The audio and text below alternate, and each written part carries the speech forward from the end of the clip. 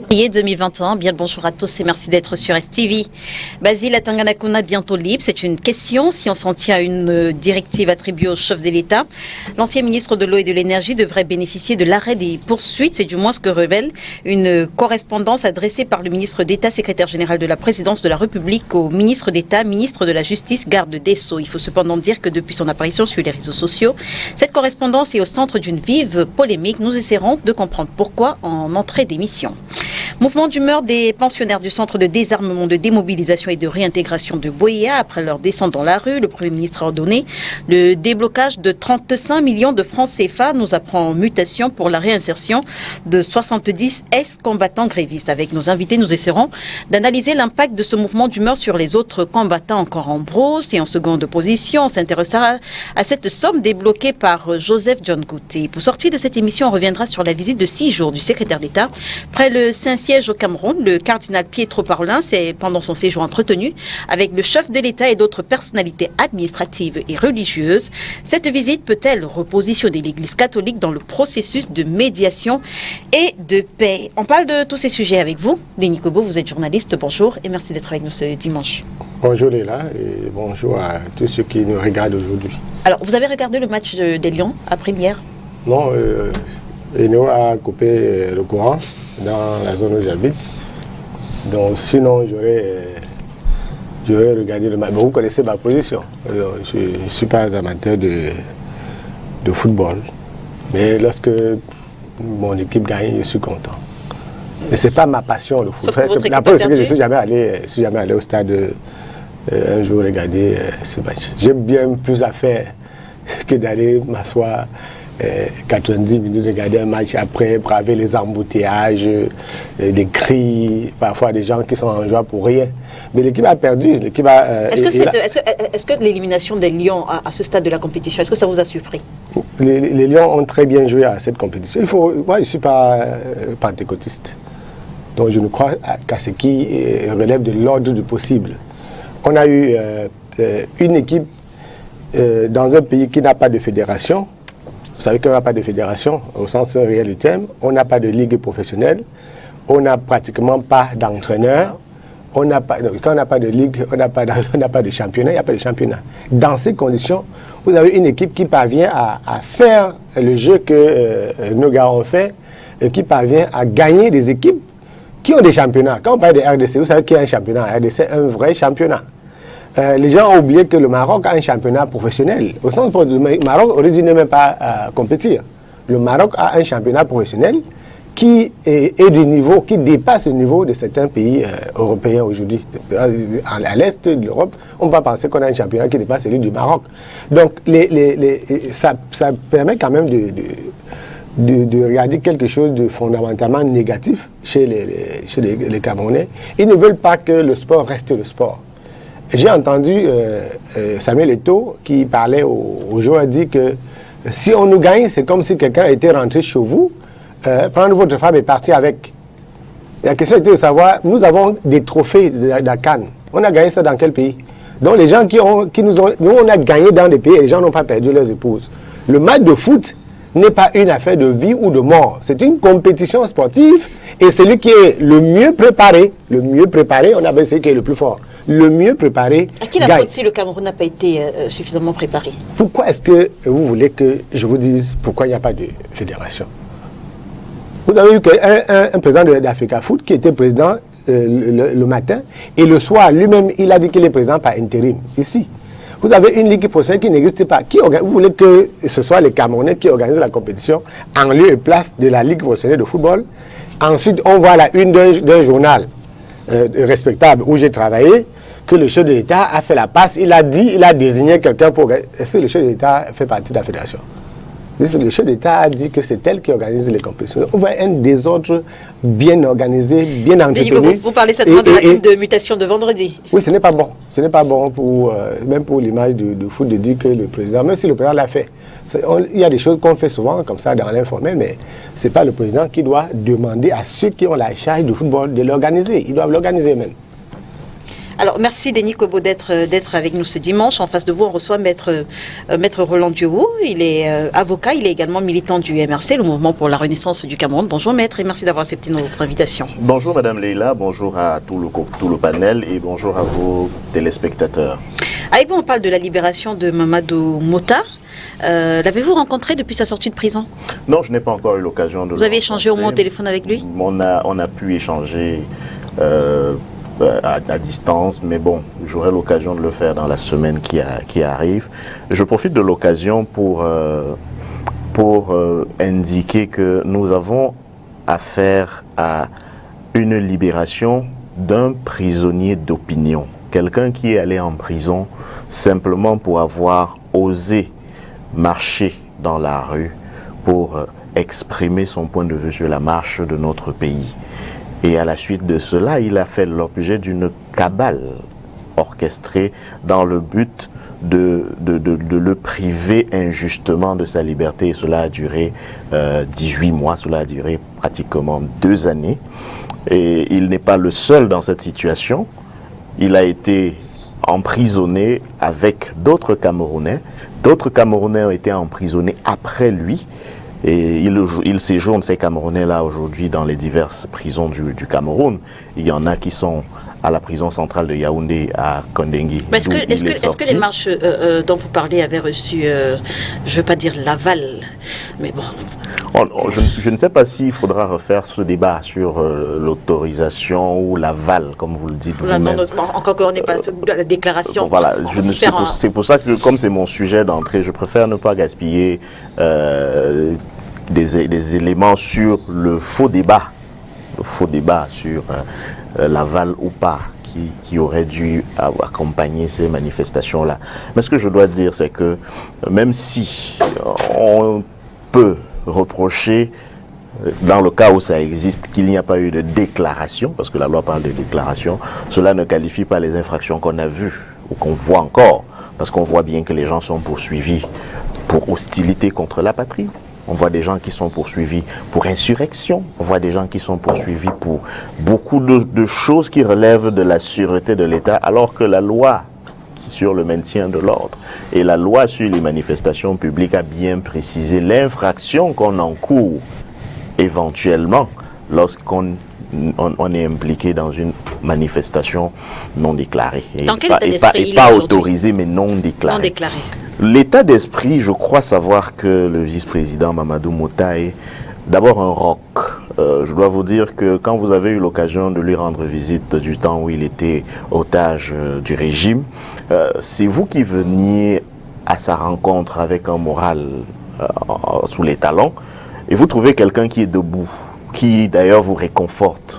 Vous trouvez quelqu'un qui, malgré sa situation carcérale, vous indique qu'en fait, ça fait partie du combat. Et c'est ce message-là que je crois que la posture de Mamadou Mota doit envoyer comme signal fort à toute cette jeunesse qui peut se reconnaître en lui, parce qu'il fait partie de cette jeunesse-là. Il a un âge dans lequel on peut retrouver une grande partie de la population camerounaise. C'est ce message de dire que il faut être ferme sur les convictions. Il faut savoir que le combat que nous avons choisi d'embrasser n'est pas un combat facile. Il est parsemé de difficultés, d'embûches et même de sacrifices. On peut aller en prison, mais au-delà de toutes les difficultés par lesquelles on peut passer, il ne faut pas trahir, comme le dit souvent le président élu lui-même. Merci. Il ne trahira jamais. Merci, Maître Roland Diowou, d'être avec nous ce dimanche. De ce côté, on reçoit le docteur Patrick Rifoé. Il est militant du Rassemblement démocratique du peuple camerounais. Bonjour, docteur, et merci d'être avec nous ce dimanche. Bonjour Léla, bonjour au panel et bonjour aux téléspectateurs de ce programme.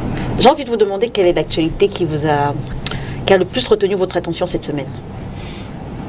Disons que j'ai suivi avec attention les péripéties de la gestion de l'équivalent d'une petite boutique au marché Mbopi.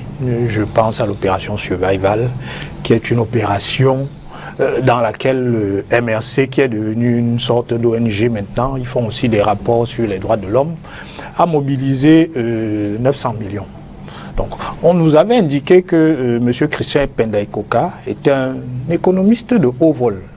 Mais je constate que cet économiste... On vous avait indiqué, il a pourtant été le conseiller du chef de l'État. J'y viens. Et ce qu'on a constaté, c'est qu'il a été incapable de mener à bien cette opération. Il y a 200 millions qui ont disparu. Et il a commis un audit. Et son patron l'a limogé sans ménagement. Et malheureusement, il a commis un audit sur l'audit. Et d'ailleurs, on apprend que le parrain de l'opération a demandé un audit judiciaire. C'est-à-dire qu'on va faire un 4e audit. Il s'agit simplement de 900 millions de francs. Donc, j'invite les Camerounais à faire attention à ceux qui leur vendent du rêve. Ils ont été incapables de gérer l'équivalent d'une petite boutique en Bopi. Qu'en sera-t-il s'ils arrivent aux affaires? Ça va être la Bérésina. Mais au sortir de tous ces audits commandés, est-ce que vous ne vous dites pas que le RDPC devrait quand même apprendre quelque chose du MSC? Je veux dire, commander les audits à la fin de telles opérations. Écoutez, il y a un certain nombre d'institutions au sein de l'appareil gouvernemental qui réalisent les audits de manière quotidienne. Le ministère du Conseil, le contrôle supérieur de l'État, la Cour des comptes réalise des audits. À côté de ça, vous avez d'autres institutions qui produisent des rapports comme la CONAC. Et il me semble, on parlera tout à l'heure. Que deviennent justement les rapports de la CONAC? Est-ce qu'après un rapport de la CONAC, on a déjà interpellé les personnes citées dans le rapport Oui, après les rapports, très souvent après les rapports... Quel est l'impact justement de ces rapports CONAC dont vous parlez? Très souvent après les rapports du contrôle supérieur de l'État, il y a des poursuites qui sont engagées. C'est dans ce cadre-là qu'un certain nombre de hauts fonctionnaires se retrouvent régulièrement en prison. Je suppose que le MRC espère aussi attraire les membres de son parti qui se sont rendus coupables de cette distraction de 200 millions de francs CFA devant les tribunaux afin qu'ils en répondent. Donc, en la matière, le RDPC n'a de leçons à recevoir de personne. C'est plutôt le MRC qui devrait faire comme le gouvernement. Maître Rolandio va certainement répondre avant Philippe Nanga, certainement. Vous savez, il ne faut pas souvent donner plus d'importance à certaines choses qu'elles n'en ont elles-mêmes. Vous savez très bien que quand on est au RDPC, au lieu de gouverner les Camerounais, on veut gouverner le MRC et on veut montrer qu'on est très attentif à ce que le MRC fait. La décence aurait voulu que ceux du RDPC au moins s'excusent devant les Camerounais parce qu'ils ont dit que les 900 millions entre guillemets, avait servi à acheter les armes. Bon, aujourd'hui, il y a une discussion qui se fait non pas sur 900 millions, mais sur 200 millions. Et M. Rifou est tellement bien placé qu'il sait déjà que ces fonds ont été distraits. Alors que nous-mêmes, contributeurs, je ne suis pas sûr qu'il en est un, ne savons pas encore quelle est la cause de ce déficit de 200 millions. Je ne vais pas de toutes les manières rentrer dans les détails d'une mission qui est en cours. Je me fie à la démarche qui a été adoptée, de laquelle d'ailleurs, vous avez bien vu, vous avez parlé du RDPC tout à l'heure, et M. Rifou a parlé du gouvernement. Dans son esprit, il ne fait pas beaucoup la différence entre ce que le gouvernement peut faire, notamment à travers le ministère du Contrôle supérieur de l'État et le RDPC. Voyez bien. De toutes les manières, ce que je veux dire, c'est que au moins, nous sommes dans le cadre d'une initiative dont on n'était pas obligé d'arriver à ce niveau de transparence. C'est donc d'initiative qu'un premier audit a été commandé. Et cela a été rendu public. Ce n'est pas l'opacité qu'on connaît souvent chez ces gens d'en face. Cet audit a laissé des incohérences ou des incompréhensions qui méritaient d'être clarifiées. Nous, on ne va pas faire dans le Congo ça, du marché Mbopi, que le docteur Rifou semble affectionner. Nous allons faire confiance à la science.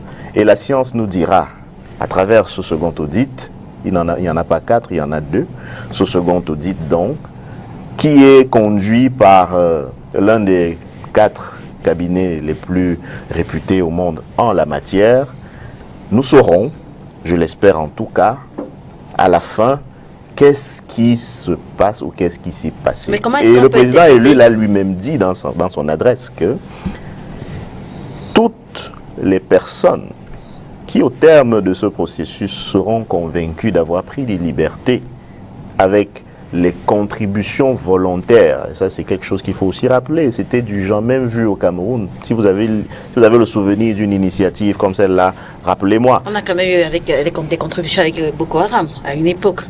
Est-ce que vous avez eu le bilan? Est-ce que vous avez eu des audits? Est-ce que la transparence a été au rendez-vous? Est-ce que l'autre formation politique de la scène ou des organisations dites citoyennes qui se sont illustrées dans les levées de fonds ont un jour eu la décence de vous présenter leur rapport d'audit ou même simplement répondre à vos questions lorsqu'il s'agissait de la gestion financière de ces audits-là? Non. Donc, on se souvient que le coup de cœur... Je demandais, maître, mais comment est-ce qu'on peut justement interpréter la mise à l'écart de Christian Penda Ekoka? Non, il n'y a pas une mise à l'écart du conseiller Christian Penda Ekoka. Il y a une clôture des opérations de l'initiative Survie Cameroun. Ça n'a jamais eu vocation d'être une initiative permanente. C'était une initiative ponctuelle, commandée par l'urgence du moment, qui était de pallier à l'insuffisance et même à la défaillance du régime RDPC au pouvoir face à la pandémie de la Covid-19 qui sévissait et qui sévit d'ailleurs encore au Cameroun.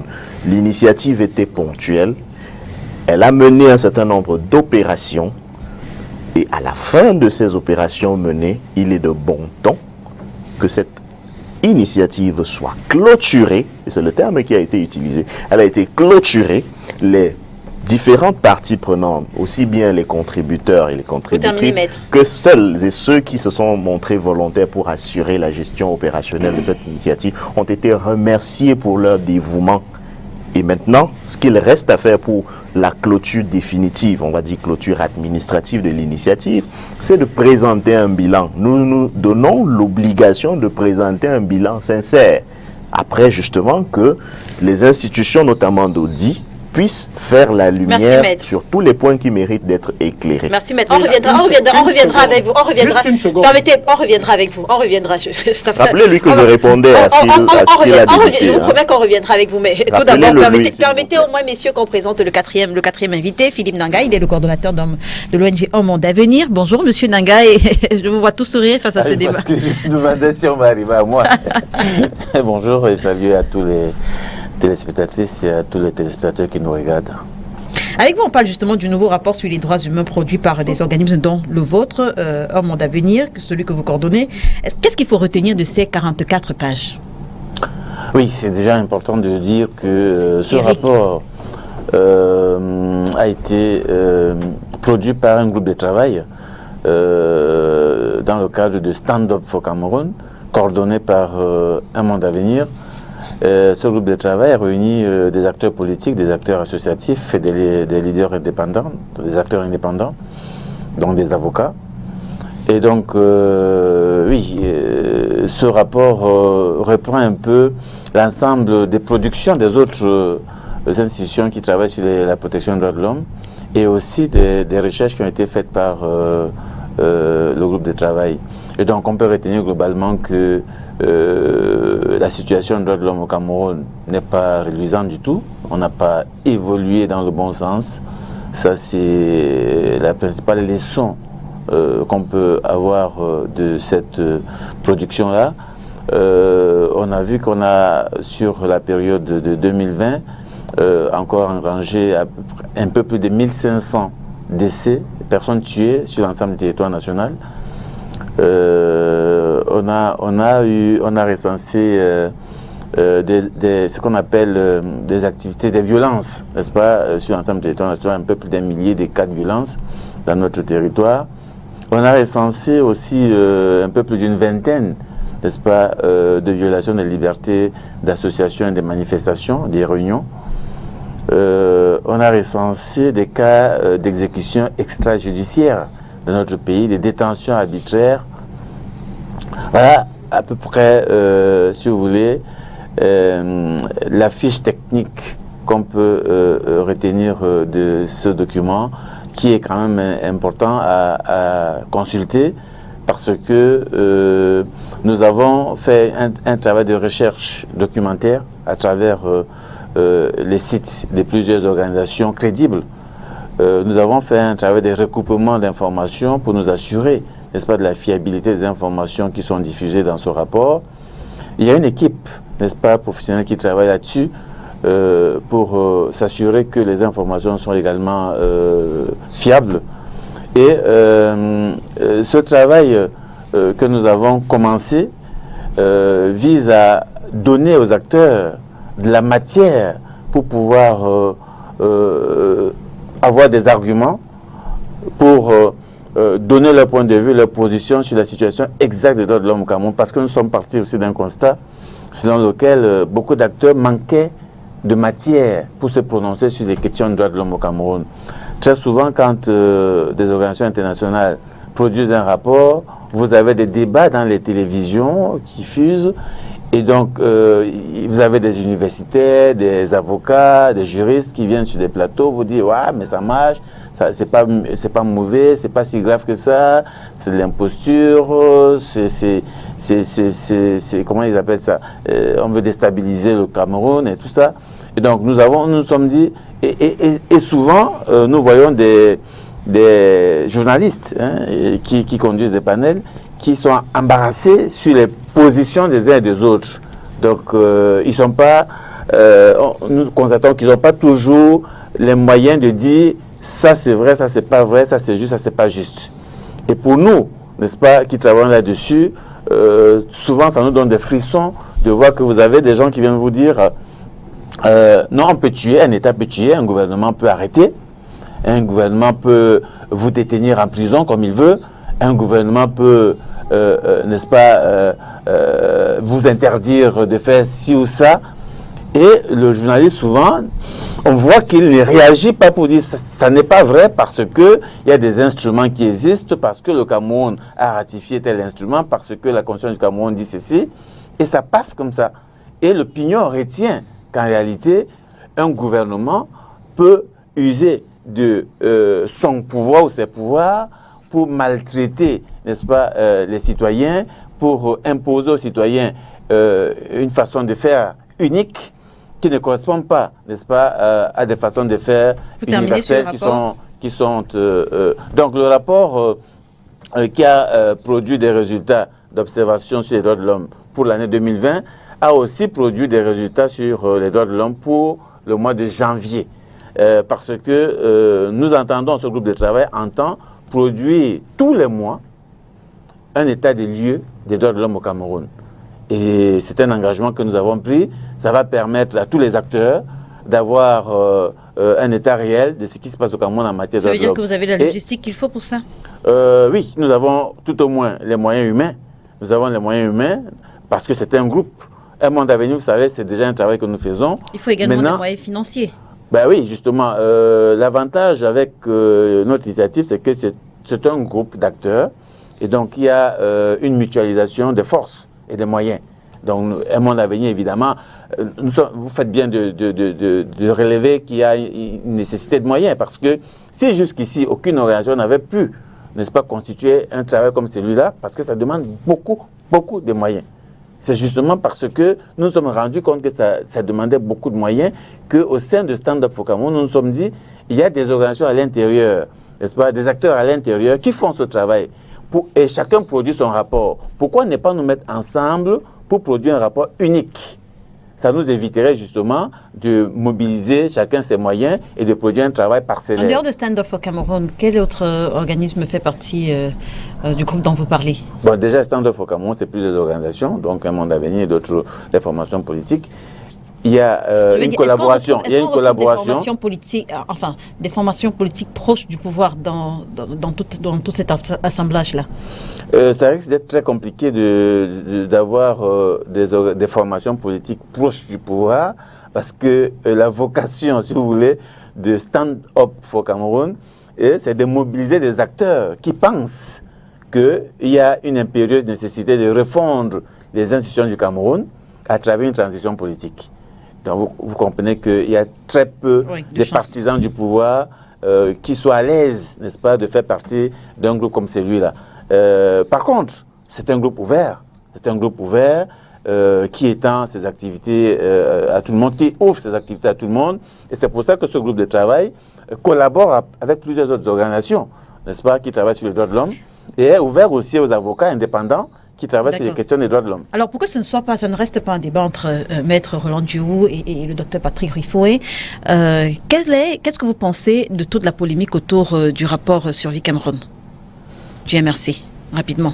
Alors, c'est très amusant le débat que je vois sur cette question-là, parce que pour une fois, ça je dois le dire, parce que je suis quand même un observateur de la scène sociopolitique camerounaise, pour une fois que vous avez un groupe qui mobilise des fonds et qui rend public, n'est-ce pas, l'utilisation de ces fonds, rend public le processus, n'est-ce pas, d'audition sur l'utilisation de ces fonds-là, je suis un peu étonné que pour certains, ce soit plutôt quelque chose à décrier.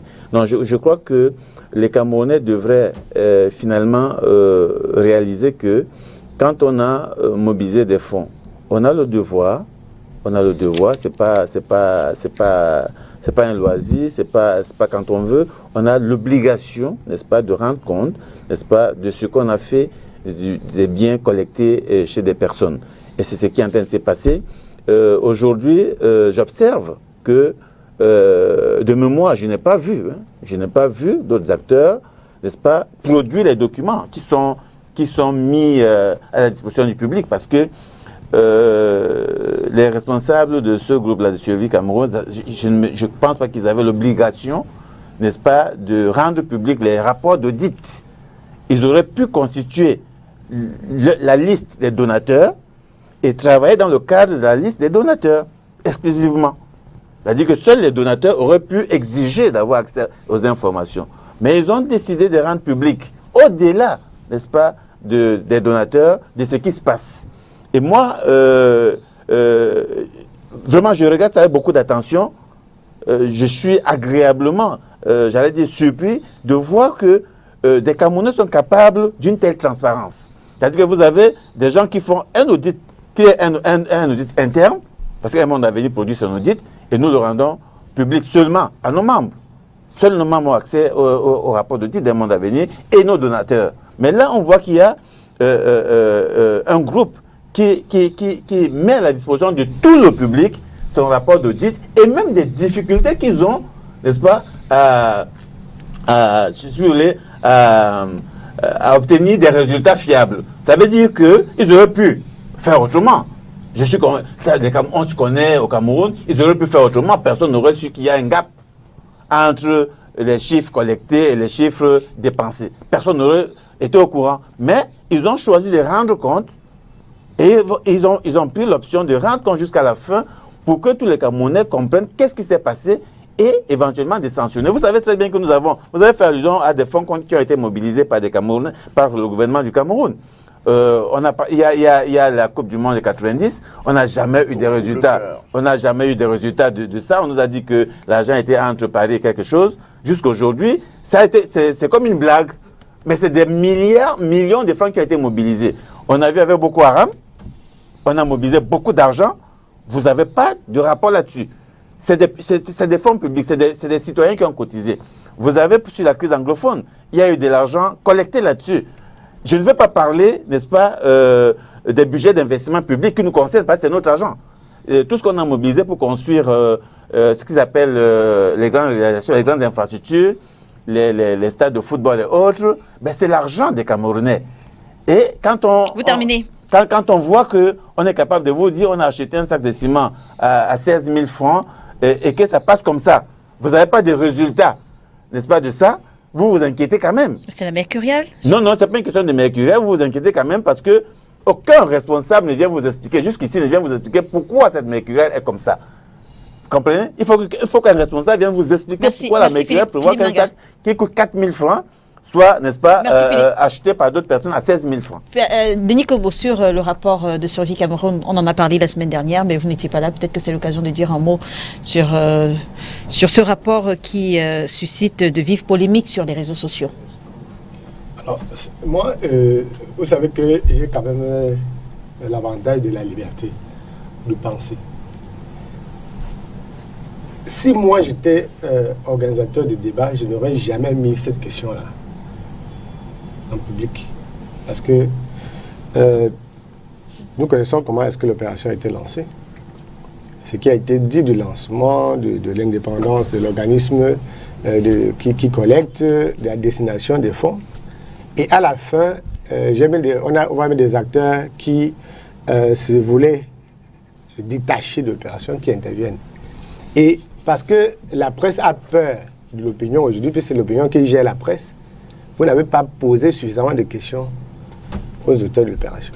Philippe dit que quand Un Monde à Venir produit ses rapports internes, ces rapports sont destinés à qui de droit. Et moi, j'estime que les rapports de Survival devaient être destinés à qui de droit. La polémique vient du fait que ce soit de cet effort que vous appelez effort de transparence, qui n'est pas toujours une bonne chose. La transparence se faisait pour qui et pour quelles raisons? Donc, il y a eu des collectes qui ont été faites, il y a des gens qui ont apprécié. Moi aussi, j'étais content de voir qu'il y a des dons qui ont été offerts ici et là. Mais ouais, quand vous venez me poser la question maintenant, c'est que parce qu'il y a un grand courant d'opinion qui traverse cette opération-là, si on en dit les vérités qu'il faut dire, vous allez vous attirer les fous des gens. Donc pourquoi est-ce que je dois apprécier une opération? D'abord, je ne sais pas combien a été collecté, je ne sais pas qui a collecté, parce que c'était journaliste, c'est ça qui a posé comme question. Si on veut être transparent, on a collecté quel montant et qui a collecté, si on veut être transparent. Donc on a, les opérateurs de Survival n'avaient pas l'obligation de mettre ce sujet-là dans le débat public. Et parce que ce sujet est mis dans le débat public, la vérité c'est que c'est à des fins politiques, à des fins politiciennes. Donc je suis sûr que Philippe dise que c'est seulement pour de la transparence. Il y a eu transparence parce que ceux qui ont cotisé savent pourquoi ils cotisaient, ils savent quel est le montant cotisé et quelles ont été les poches d'affectation de cet argent. Ça peut s'arrêter là.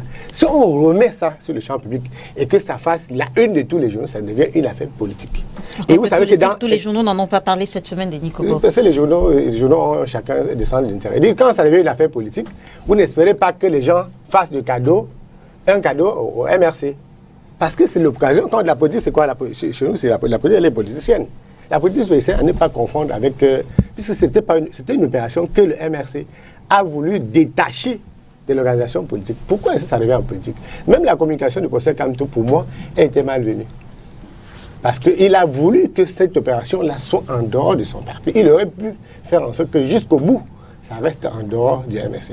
Son intervention, de mon point de vue, faisait encore... Ça donne l'impression que on a laissé la main à une équipe indépendante pour gérer, et à la fin... Sauf que c'était quand même l'initiateur du projet, Denis Kobo. J'ai lu partout, c'est M. Kanto. Non, il est l'initiateur du projet, si je ne m'abuse. Quand il dit il, ce n'est pas le MRC. M. Kanto n'est pas le MRC. Il a dit dans sa vidéo, en tant qu'initiateur. C'est ce que je dis. Il dit que la différence de lui et le MRC. Il dit que si c'est lui, il dit que ça, il ne faut pas ramener ça reverser. Si on ramène ça, alors qu'au départ, il est bien clair que cette opération-là est pilotée par des tiers pour ne pas être confondu à une opération du MRC. Mais à la fin, quand vous parlez du RDPC, le RDPC n'a rien à voir en comparaison avec ce que Survival a fait. C'est une organisation indépendante. Il faut parler d'autres organisations indépendantes qui se livrent à la collecte de fonds. Par contre, dans ce même cadre-là, il y a eu beaucoup de gens qui ont lancé des initiatives. On devait comparer l'initiative Survival à d'autres initiatives qui ont été lancées par des tiers. Vous connaissez qu'il y a des gens, il y a des députés qui ont lancé l'opération. Ils ont eu la faveur d'être autorisés. J'ai dit au-delà de l'autorisation, puisqu'il y a des choses qui se font de fait. Et ce qui est sûr, c'est qu'il y a eu Survival comme opération. Vous terminez, Denis Kobo. En débat, on devait avoir ceux qui ont perçu de l'argent, soit des donateurs ou des contribuables quelconques, dans le cadre de la lutte contre cette pandémie. Et c'est à eux de répondre. Si on met cette question à dire, ça embarrasse les gens. Qui est embarrassé, Denis Kobo? Qui est embarrassé face à cette question? Tout à l'heure, quand Maître parlait de l'audit, le fait, quand je vois toute la communication qui est faite sur l'audit, ça crée une polémique inutile. Ça crée une polémique inutile.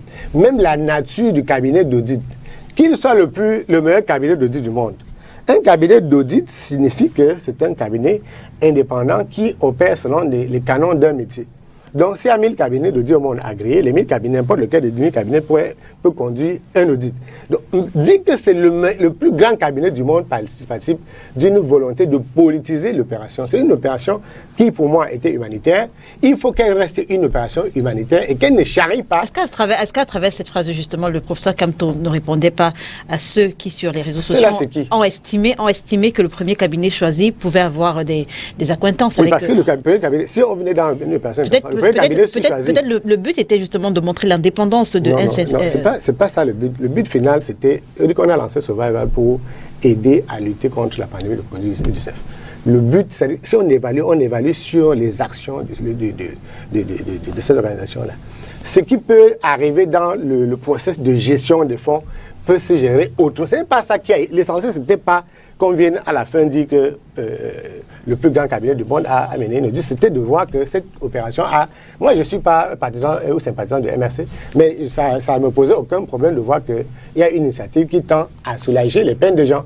On pouvait gérer cet aspect humanitaire-là de bout en bout sans créer. Mais moi, c'était. En fait, ce que vous dites, c'est que la faute du MRC, c'est d'avoir rendu. La faute de ceux qui. Des initiateurs du projet, c'est d'avoir rendu public le rapport. Non, d'avoir rendu public sous une certaine forme. Il dit que toutes les organisations qui existent au monde rendent compte. Quand vous avez collecté de l'argent, même pas collecté, vous avez reçu des dons des gens pour une opération, vous rendez compte à ceux qui ont contribué.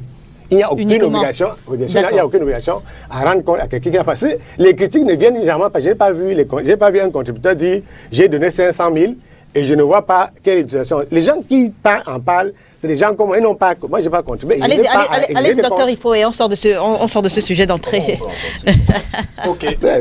Trois observations rapides. Allez-y rapidement.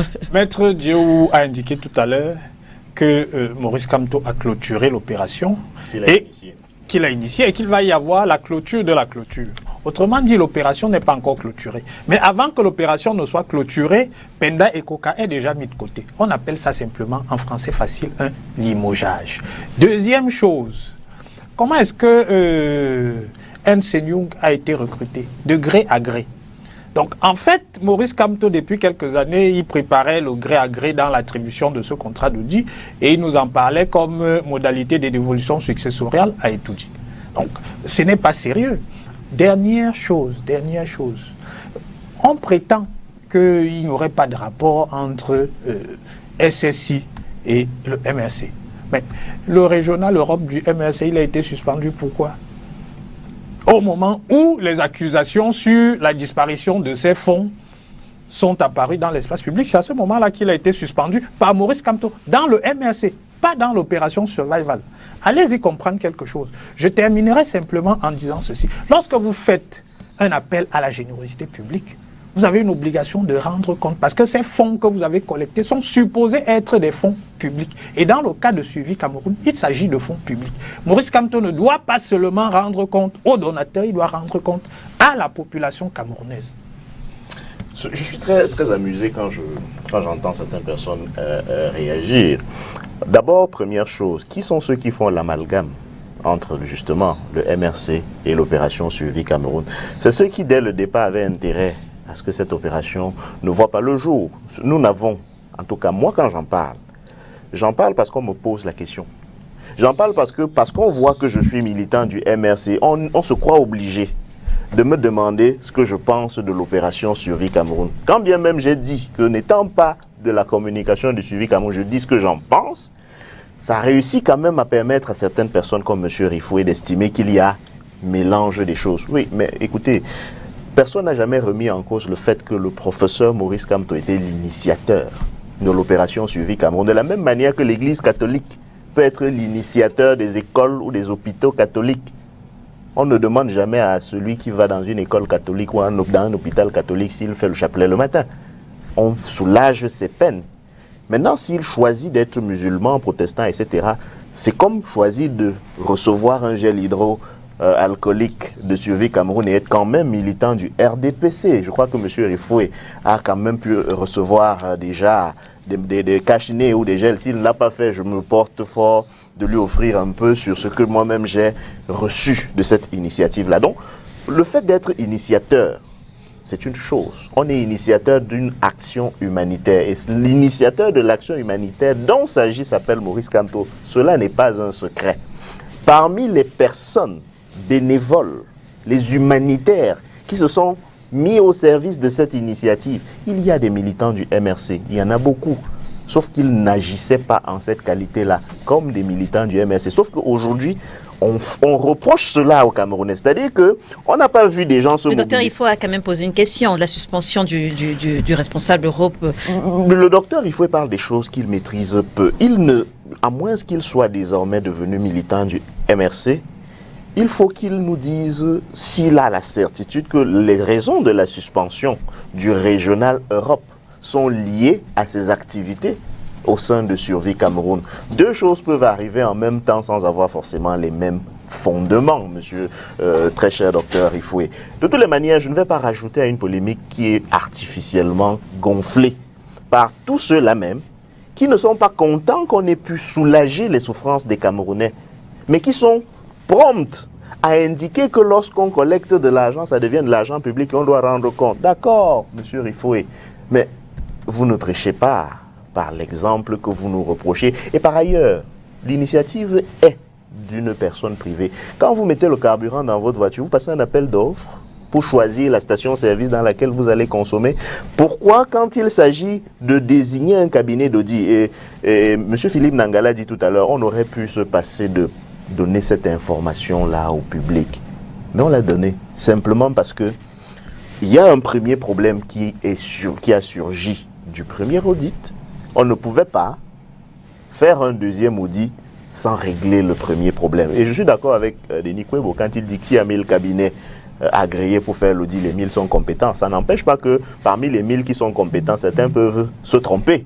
Et quand on constate, c'est factuel, qu'il y a quand même des choses qui ne sont pas compréhensibles dans un travail qui a été livré, commandé et livré, on peut le corriger.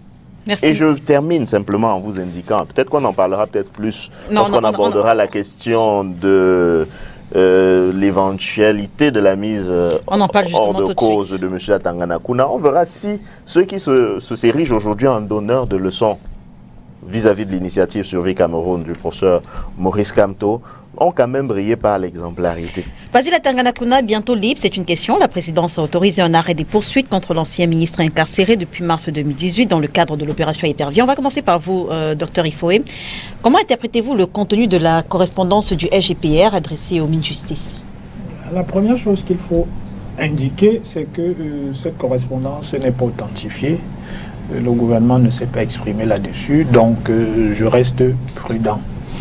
La deuxième chose qu'il faut indiquer, c'est que le Premier ministre, dans une circulaire du 28 mai 2018, appelait justement à l'attention des chefs de département ministériels sur le fait que des documents réputés confidentiels fuitaient de manière récurrente dans les réseaux sociaux.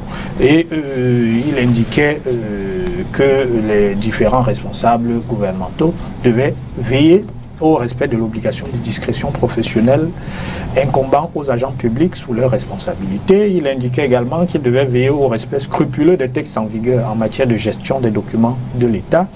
Et enfin, qu'il devait traduire systématiquement devant les instances disciplinaires compétentes les agents publics coupables de violation du secret professionnel. Donc le premier commentaire que nous on fait au RDPC, c'est que manifestement cette circulaire du Premier ministre devrait s'appliquer avec davantage de rigueur, parce que depuis que cette circulaire est sortie, des documents dits confidentiels ou des documents secret défense continuent à circuler dans les réseaux sociaux, et ce n'est pas de nature à assurer la sérénité dans la scène administrative. Est-ce que c'est le citoyen lambda qui va chercher ces documents dans les administrations pour... Mais justement, je pense que dans la circulaire, il s'adresse aux chefs de département ministériel, et les potentiels responsables de ces fuites, ce sont les agents publics. Donc le problème se trouve là. Il faudrait que les uns et les autres agissent de sorte à ce que ces fuites disparaissent. Maintenant, on peut toujours faire de la politique fiction, hein, et je vais essayer de le faire pour que vous ne me relanciez pas. S'il s'avère que ce document est authentique, il n'y a pas de scandale. Le chef de l'État a des prérogatives qui lui permettent effectivement d'arrêter les poursuites devant les juridictions dans l'hypothèse où le prévenu n'est pas encore condamné. C'est le cas. c'est le cas. Maintenant, il me semble qu'il était poursuivi pour des détournements à hauteur de 2,7 milliards. Bon, s'il s'engage à restituer le corps du délit, bon, et que le chef de l'État a décidé d'arrêter les poursuites, ce n'est pas une mauvaise nouvelle pour les caisses de l'État qui vont se retrouver renflouées de 2,7 milliards. Alors, maître, de quel côté du fleuve est-ce que vous trouvez? Est-ce que vous êtes de ceux qui soutiennent mordicus que cette décision du chef de l'État rentre dans les dispositions constitutionnelles et légales, ou alors vous faites partie de ceux qui voient la prédominance, la prégnance de l'exécutif sur le pouvoir judiciaire? Non, je ne vais pas faire dans la mauvaise foi. Je crois que dans la plupart des pays au monde, il y a quand même des passerelles qui permettent d'avoir une interaction entre les différents pouvoirs. Ça ne remet pas fondamentalement, de mon point de vue, en cause le principe de la séparation des pouvoirs. Mais ce qui est un problème là, c'est l'usage de ces passerelles. On ne peut pas faire de l'exception la règle et l'utiliser. On a l'impression à tête chercheuse. Vous voyez ce que je veux dire? Il est clair qu'il y a des dispositions légales, notamment du Code de procédure pénale et même du Code de justice militaire, qui permettent l'arrêt des poursuites. Cela est parfaitement envisageable. Mais moi, la question qui m'interpelle dans le cas que nous avons à traiter, c'est la problématique de la stratégie nationale de lutte contre le détournement de deniers publics et la corruption de manière globale. En tout cas, quand on parle de corruption, il faut rappeler que selon notamment la Convention de Mérida des Nations Unies, on englobe dans le vocable corruption, la corruption au sens strict, mais aussi le favoritisme, le détournement de deniers publics, etc. etc. Donc, pour moi, la vraie question est de savoir comment est-ce qu'on a choisi au Cameroun d'endiguer le phénomène de la corruption. Et quelle est l'efficacité du dispositif mis en place? Parce qu'on nous parle d'arrêt de poursuite. La vérité, c'est qu'il s'agirait d'un arrêt de poursuite sous condition de restitution du corps du délit. Oui, parce que la note qui n'est pas authentifiée a pour régulation le ministre des Finances, je crois bien. Voilà. Alors, s'il y a restitution du corps du délit, je suis avec d'éminents journalistes sur ce plateau. J'aimerais savoir, en tant que citoyen camerounais, quel est le bilan des restitutions des corps du délit depuis que le TCS a été mis en place en 2011. Je n'ai peut-être pas les chiffres en ce moment, mais le TCS a communiqué là-dessus l'année dernière, je crois. Sur combien? Je veux dire que, faites le ratio, je parle là d'efficacité. Si on était à 1000 milliards de francs CFA que le TCS était censé recouvrer à travers les différentes poursuites qui sont engagées, on est à combien de recouvrés aujourd'hui? Le gap est de combien? Quel est le pouce? Quel est le taux d'efficacité? Ça, c'est d'un de deux. Vous avez là une situation dans laquelle on choisit de ne pas appliquer la déclaration des biens, parce que dans le cas d'espèce, il s'agissait d'un ministre qui avait l'obligation de déclarer ses biens au milieu d'autres personnalités de la République qui sont visées par l'article 66 de la Constitution. Il ne l'a pas fait. Et puis, on l'accuse d'avoir détourné tous les milliards qu'on dit avoir, qu'on dit mettre à sa charge. Encore que quand on sait comment sont parfois menées les enquêtes au Cameroun, on peut partir parfois des sommes faramineuses pour finalement retrouver que peut-être le montant détourné est 10 fois moins que ce qui est effectivement annoncé. Ça, c'est de trois. On choisit l'arrêt des poursuites, on choisit de ne pas appliquer l'article 66 de la Constitution. On a également choisi de ne pas criminaliser un comportement qui est justement à la base de ces pratiques de corruption-là, ce qu'on appelle l'enrichissement illicite. C'est d'ailleurs une recommandation forte de la Convention de Mérida. C'est-à-dire qu'il est plus facile de traquer le corrompu ou le détourneur de fonds publics simplement en comparant ces éléments de train de vie, pour s'assurer qu'il ne fait pas l'objet d'un enrichissement illicite. C'est-à-dire quand bien même il n'aurait pas fait la déclaration des biens de l'article 66, Madame Leila, quand vous vivez, les gens vous voient. Si du jour au lendemain, vous menez un train de vie qui tranche avec vos habitudes des 5 dernières années, il y a de fortes raisons que quelque chose se soit passé dans la nuit, dans votre vie. Et ce quelque chose-là peut facilement être cerné si on s'intéresse justement à la raison qui a pu créer ce changement de votre niveau de vie. Il y a donc une proposition qui avait d'ailleurs été formulée à l'occasion de la révision du code pénal, qui n'a pas été retenue au final. C'était de criminaliser l'enrichissement illicite. Cela faisait que l'on renverse la charge de la preuve, de sorte que lorsqu'une personne est suspectée de s'être enrichie de manière illicite, on fait peser la charge de la preuve de son enrichissement licite, de sorte que s'il n'est pas capable de justifier les revenus qui lui permettent de mener le train de vie qu'il mène, à ce moment-là, on est plus fort de le sanctionner. Je dis ça pourquoi? C'est d'autant plus efficace que les techniques qui sont mises en œuvre pour dissimuler le corps du délit, justement, qu'on détourne facilement, c'est d'utiliser des prête-noms. Vous allez avoir des anonymes parfaits qui du jour au lendemain vont devenir propriétaires d'immeubles R+, je ne sais trop combien, simplement parce qu'ils servent de prête-nom à des gens qui ne veulent pas que cela puisse servir pour faire le lien avec leurs activités mafieuses au sein du gouvernement ou de l'administration. Alors, pourquoi est-ce qu'on choisit au Cameroun de mettre le seau d'eau au salon pour recueillir l'eau qui chuinte de la toiture, alors qu'il est plus facile de mettre la colle ou le mastic sur la fuite? C'est donc ça qui m'interpelle plus aujourd'hui même que l'authenticité ou non d'une correspondance qui émanerait du secrétariat général de la présidence de la République, ou l'éventualité ou non d'une remise en liberté. Philippe Nanga, si elle est authentique, cette correspondance du SGPR, ce ne serait pas la première fois que le chef de l'État use de ce droit. Mais comment analyser toute la polémique autour de ce cas précis? Disons que l'observation que moi je fais, c'est que je constate, on l'avait déjà décrit, quand on mettait en place ce tribunal criminel spécial. On criminalise plus facilement le grand vol, l'expression d'une opinion contraire, au lieu de criminaliser, n'est-ce pas, quelqu'un qui a détourné des milliards de francs. C'est quand même un problème. Pour moi, en tant que citoyen, c'est un gros problème.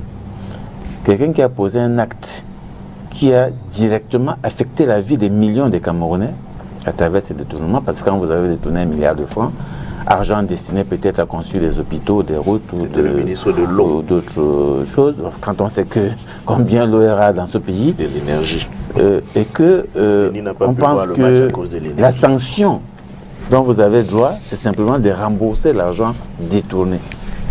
C'est quand même gros.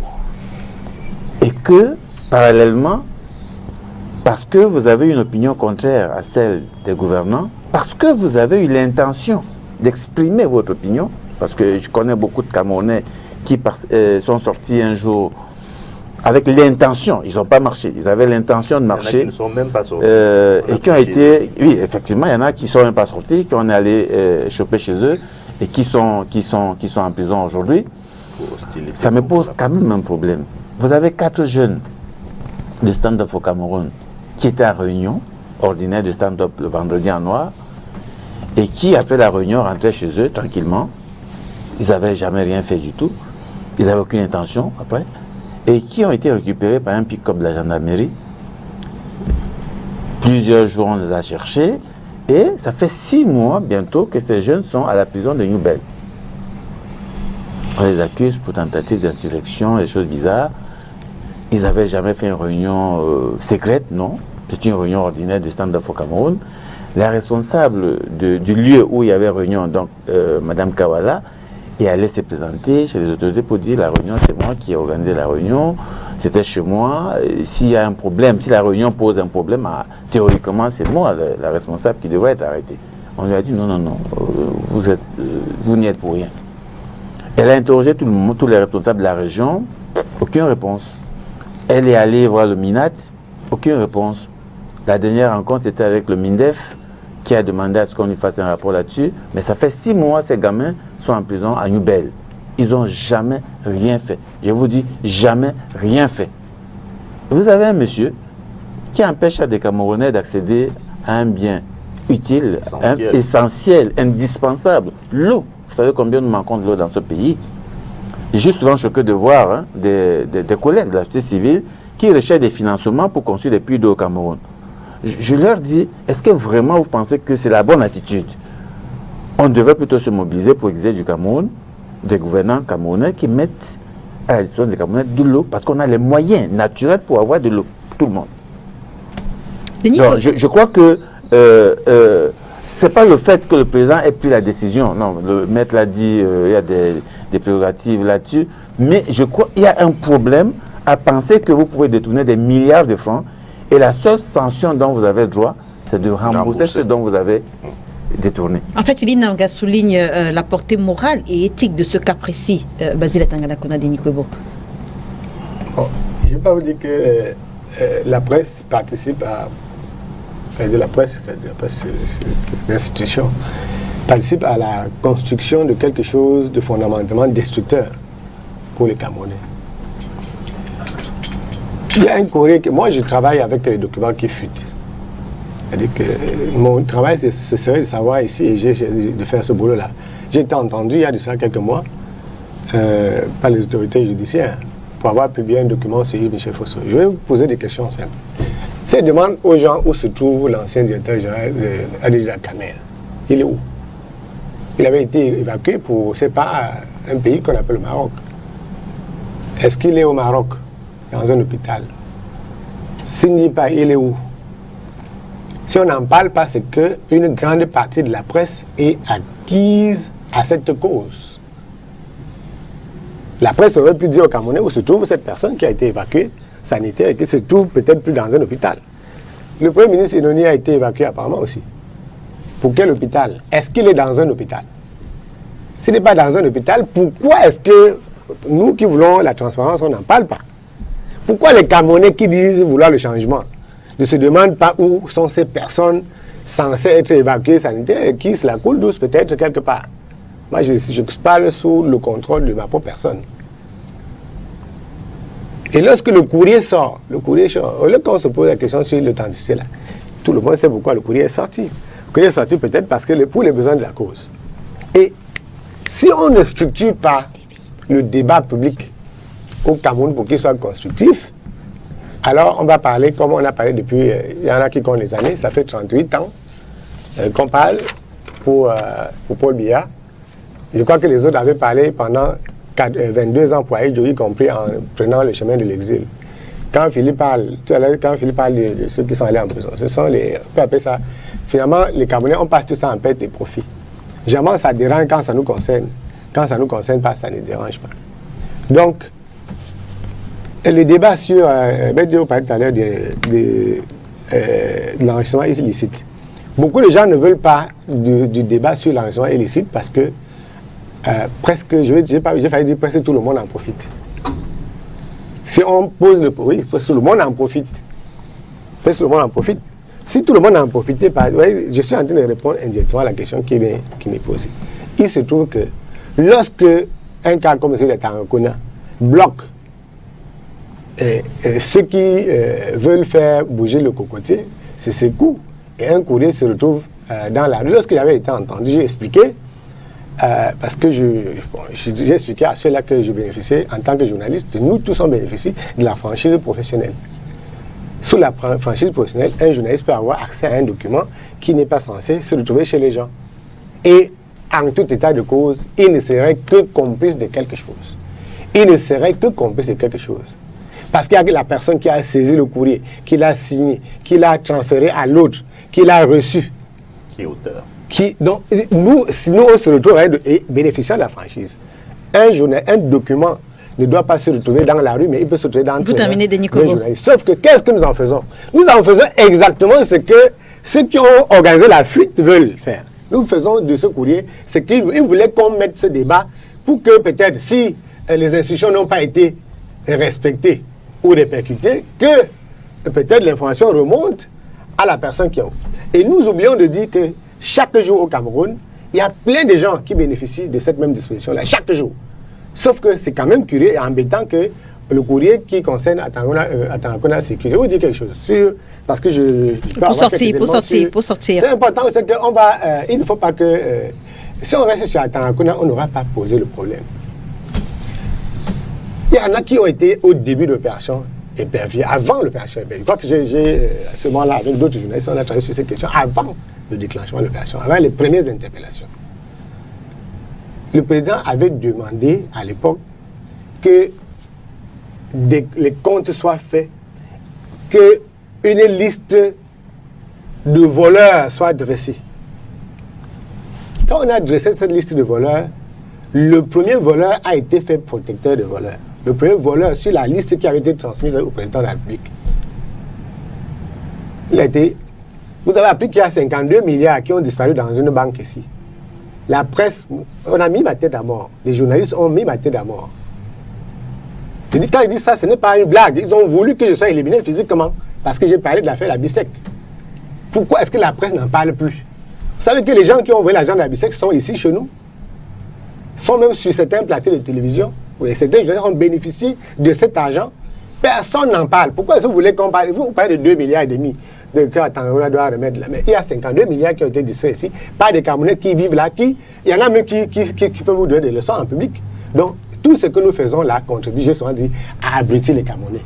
Sinon, si le débat public pouvait s'organiser sur les questions de fond, pas sur les questions qui amusent la galerie, tel n'aime pas tel. Mais les Camerounais pourraient maintenant avoir une bonne opinion sur un certain nombre de choses. Donc, sur les 2 milliards là, c'est un épiphénomène. Merci. Et quand on a fait la loi, pour sortir, je suis avec un juriste sur le plateau, la loi au Cameroun, dans la plupart des pays francophones, est faite par les forts pour opprimer les faibles. Donc la loi n'est pas pour les faibles, pour les forts. Là, c'est pour vous. Quand on a fait la loi, on dit que si vous avez volé 100 milliards, vous pouvez remettre. Les femmes les garçons qui ont tenté d'arracher le sac d'une prostituée à Bonanjo sont à Nubel. Il y a des milliers de personnes en prison. Ne mettez pas tout à l'heure des lits d'opinion. Les lits d'opinion ne représentent que epsilon par rapport aux gens qui sont en prison pour rien. Un type est allé au marché, on l'accuse d'avoir insulté la femme du procureur. Un autre aurait manqué du respect à un gendarme. Il est en prison. L'autre a manqué du respect à la copine du procureur. Il y en a plein ici à Nubel, il y en a à Yaoundé. Nous, on n'organise aucun débat dessus. On ne pose pas ce problème sur les réseaux sociaux en dehors des trolls qui existent. Le jour où on va remettre la balle, vous avez parlé de l'enseignement illicite, et ça, ce n'est pas seulement avec... Là où je ne suis pas d'accord avec vous, c'est parce que vous visez les gens de pouvoir. Ceux qui bénéficient le plus de l'enrichissement illicite au Cameroun, c'est ceux qui sont en dehors du pouvoir. Là, je peux passer à un débat avec chiffres et même des noms, si vous voulez, le moment venu. C'est ceux qui font semblant de ne pas être dans le pouvoir, qui bénéficient de l'enrichissement illicite. Les immeubles qui sont en ville n'appartiennent pas au ministre. Les immeubles appartiennent au privé. Les hectares de terrain achetés à Kribi, tout ce qui a été volé au port de Kribi, ce n'est pas les ministres qui ont volé, c'est des gens qui sont là. Merci Denis Kobo. Merci Denis Kobo. On parle à présent du mouvement d'humeur mené il y a quelques jours par les pensionnaires du centre de DDR de Buea. Je propose qu'on écoute d'abord ces pensionnaires et ensuite on reviendra ici en commentaire et en analyse.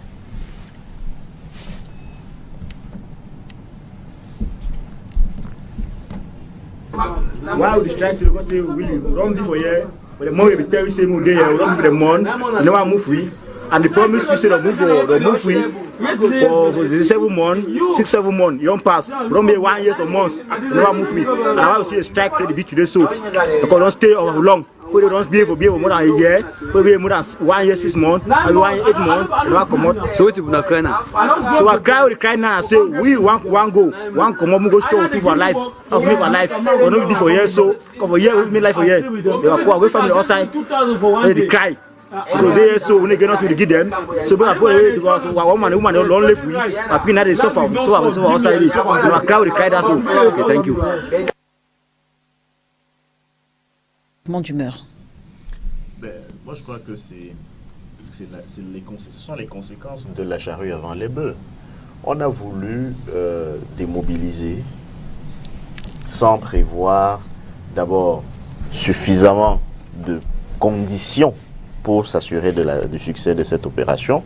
Et en même temps que la crise perdure, on est en plein Buea, d'après ce que j'ai pu voir.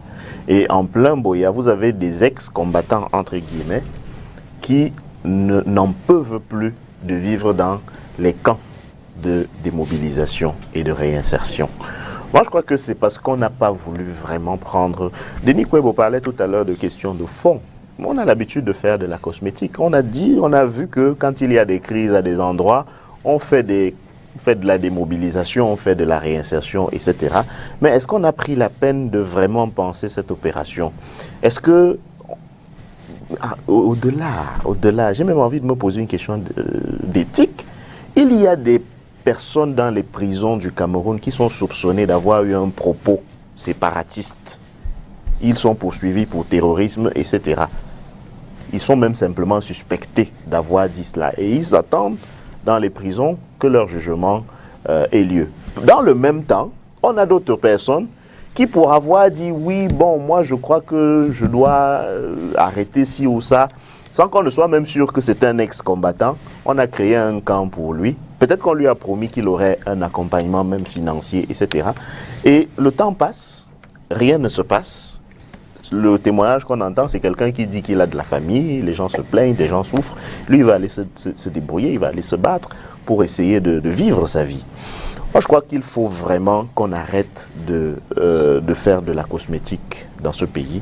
La question de la crise anglophone me semble suffisamment sérieuse pour que l'on ne soit pas aussi sérieux dans sa résolution et qu'on prenne les mesures qui s'imposent. Pour nous, les mesures les plus importantes, c'est d'abord de créer les conditions d'un cessez-le-feu et ensuite, maintenant, travailler ensemble. Et c'est pour ça que le cadre idéal, c'est celui d'un dialogue franc, ensemble afin que, justement, on ait des solutions durables.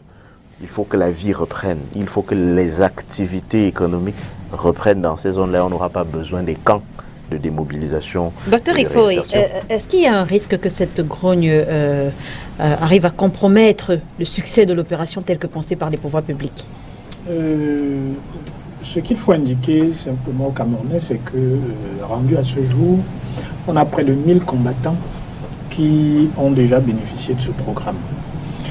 Il y a 3 centres qui sont opérationnels. Vous avez un centre à Mora, vous en avez un autre à Bamenda, et puis vous avez le 3e au sein duquel la grogne a eu lieu. Personne n'a entendu parler de réclamations particulières, que ce soit au niveau de Bamenda ou au niveau de Mora. Effectivement, il se trouve que les pensionnés de ce centre estiment que les procédures ça ne va pas assez vite.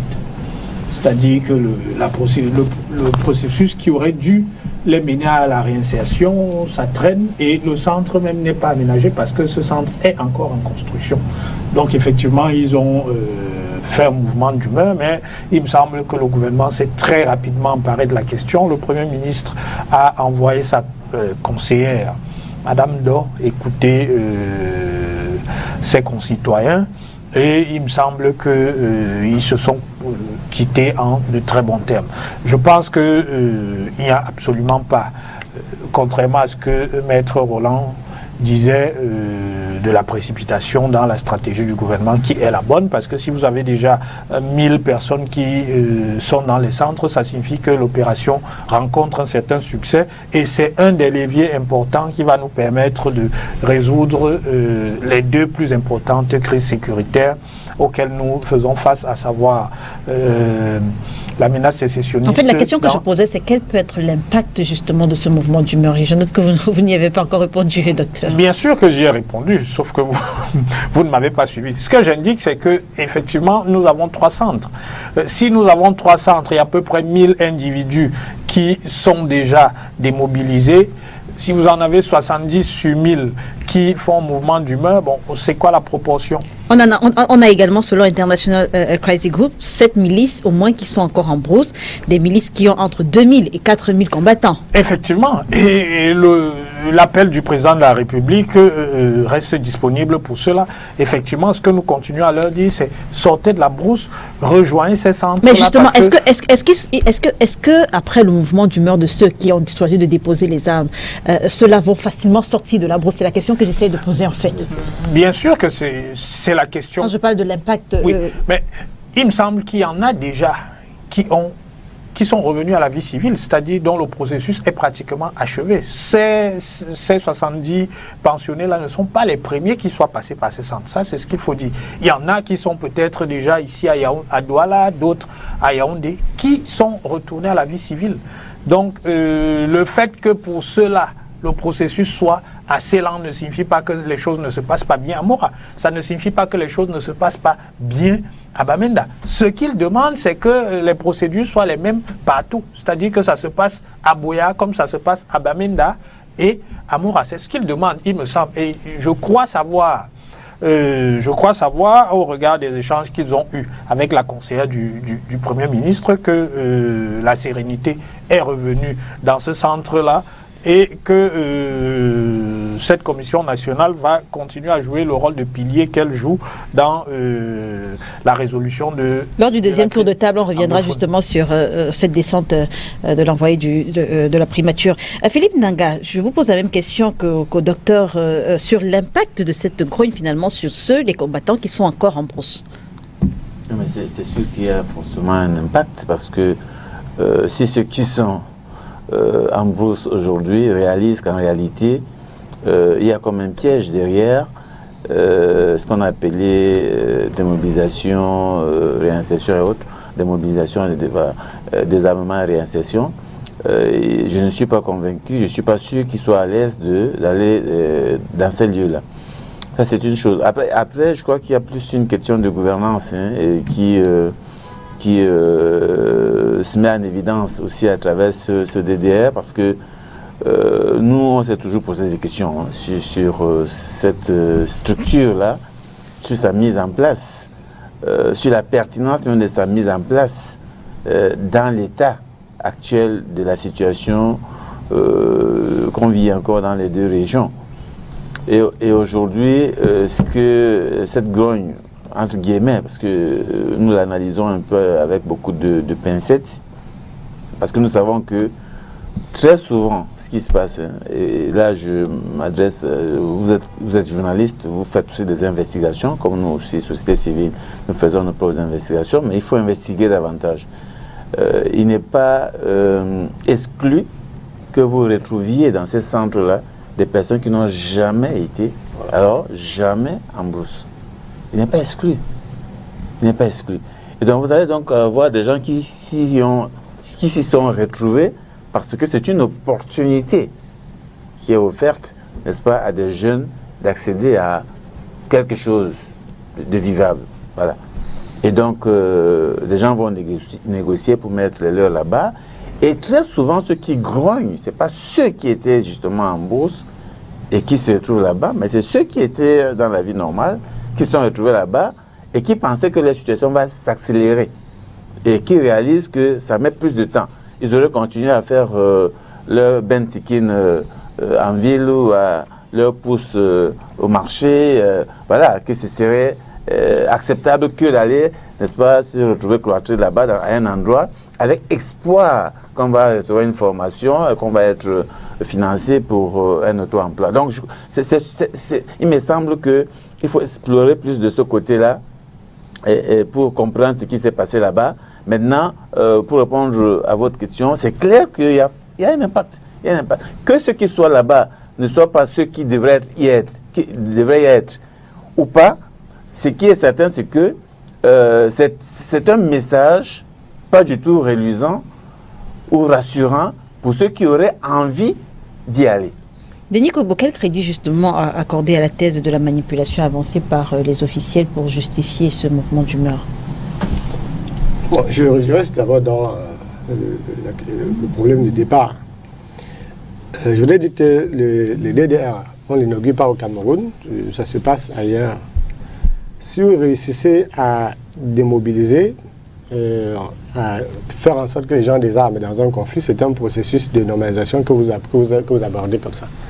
Donc, c'est toujours très important de voir que dans une situation conflictuelle comme ce que nous avons au nord-ouest et au sud-ouest, il y a des gens qui désarment. Ensuite, n'ayant pas l'expérience, n'est-ce pas, de la gestion d'un tel processus, ça ne peut être régulé qu'au terme d'un certain nombre d'une certaine période. Je crois que c'est ce qu'on expérimente en ce moment-ci. Mais justement,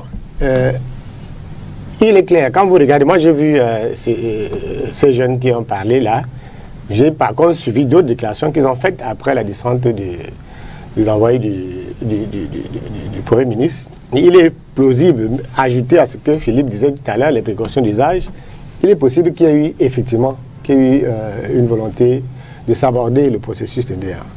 Je crois que la fin de la crise au Nozo tient aussi à cela. Malheureusement, on a beaucoup de Camerounais, on a oublié de le dire pour le Chan. Moi, je connais des Camerounais qui avaient croisé le doigt pendant la compétition. Ils attendaient la moindre bombe et le bilan humain.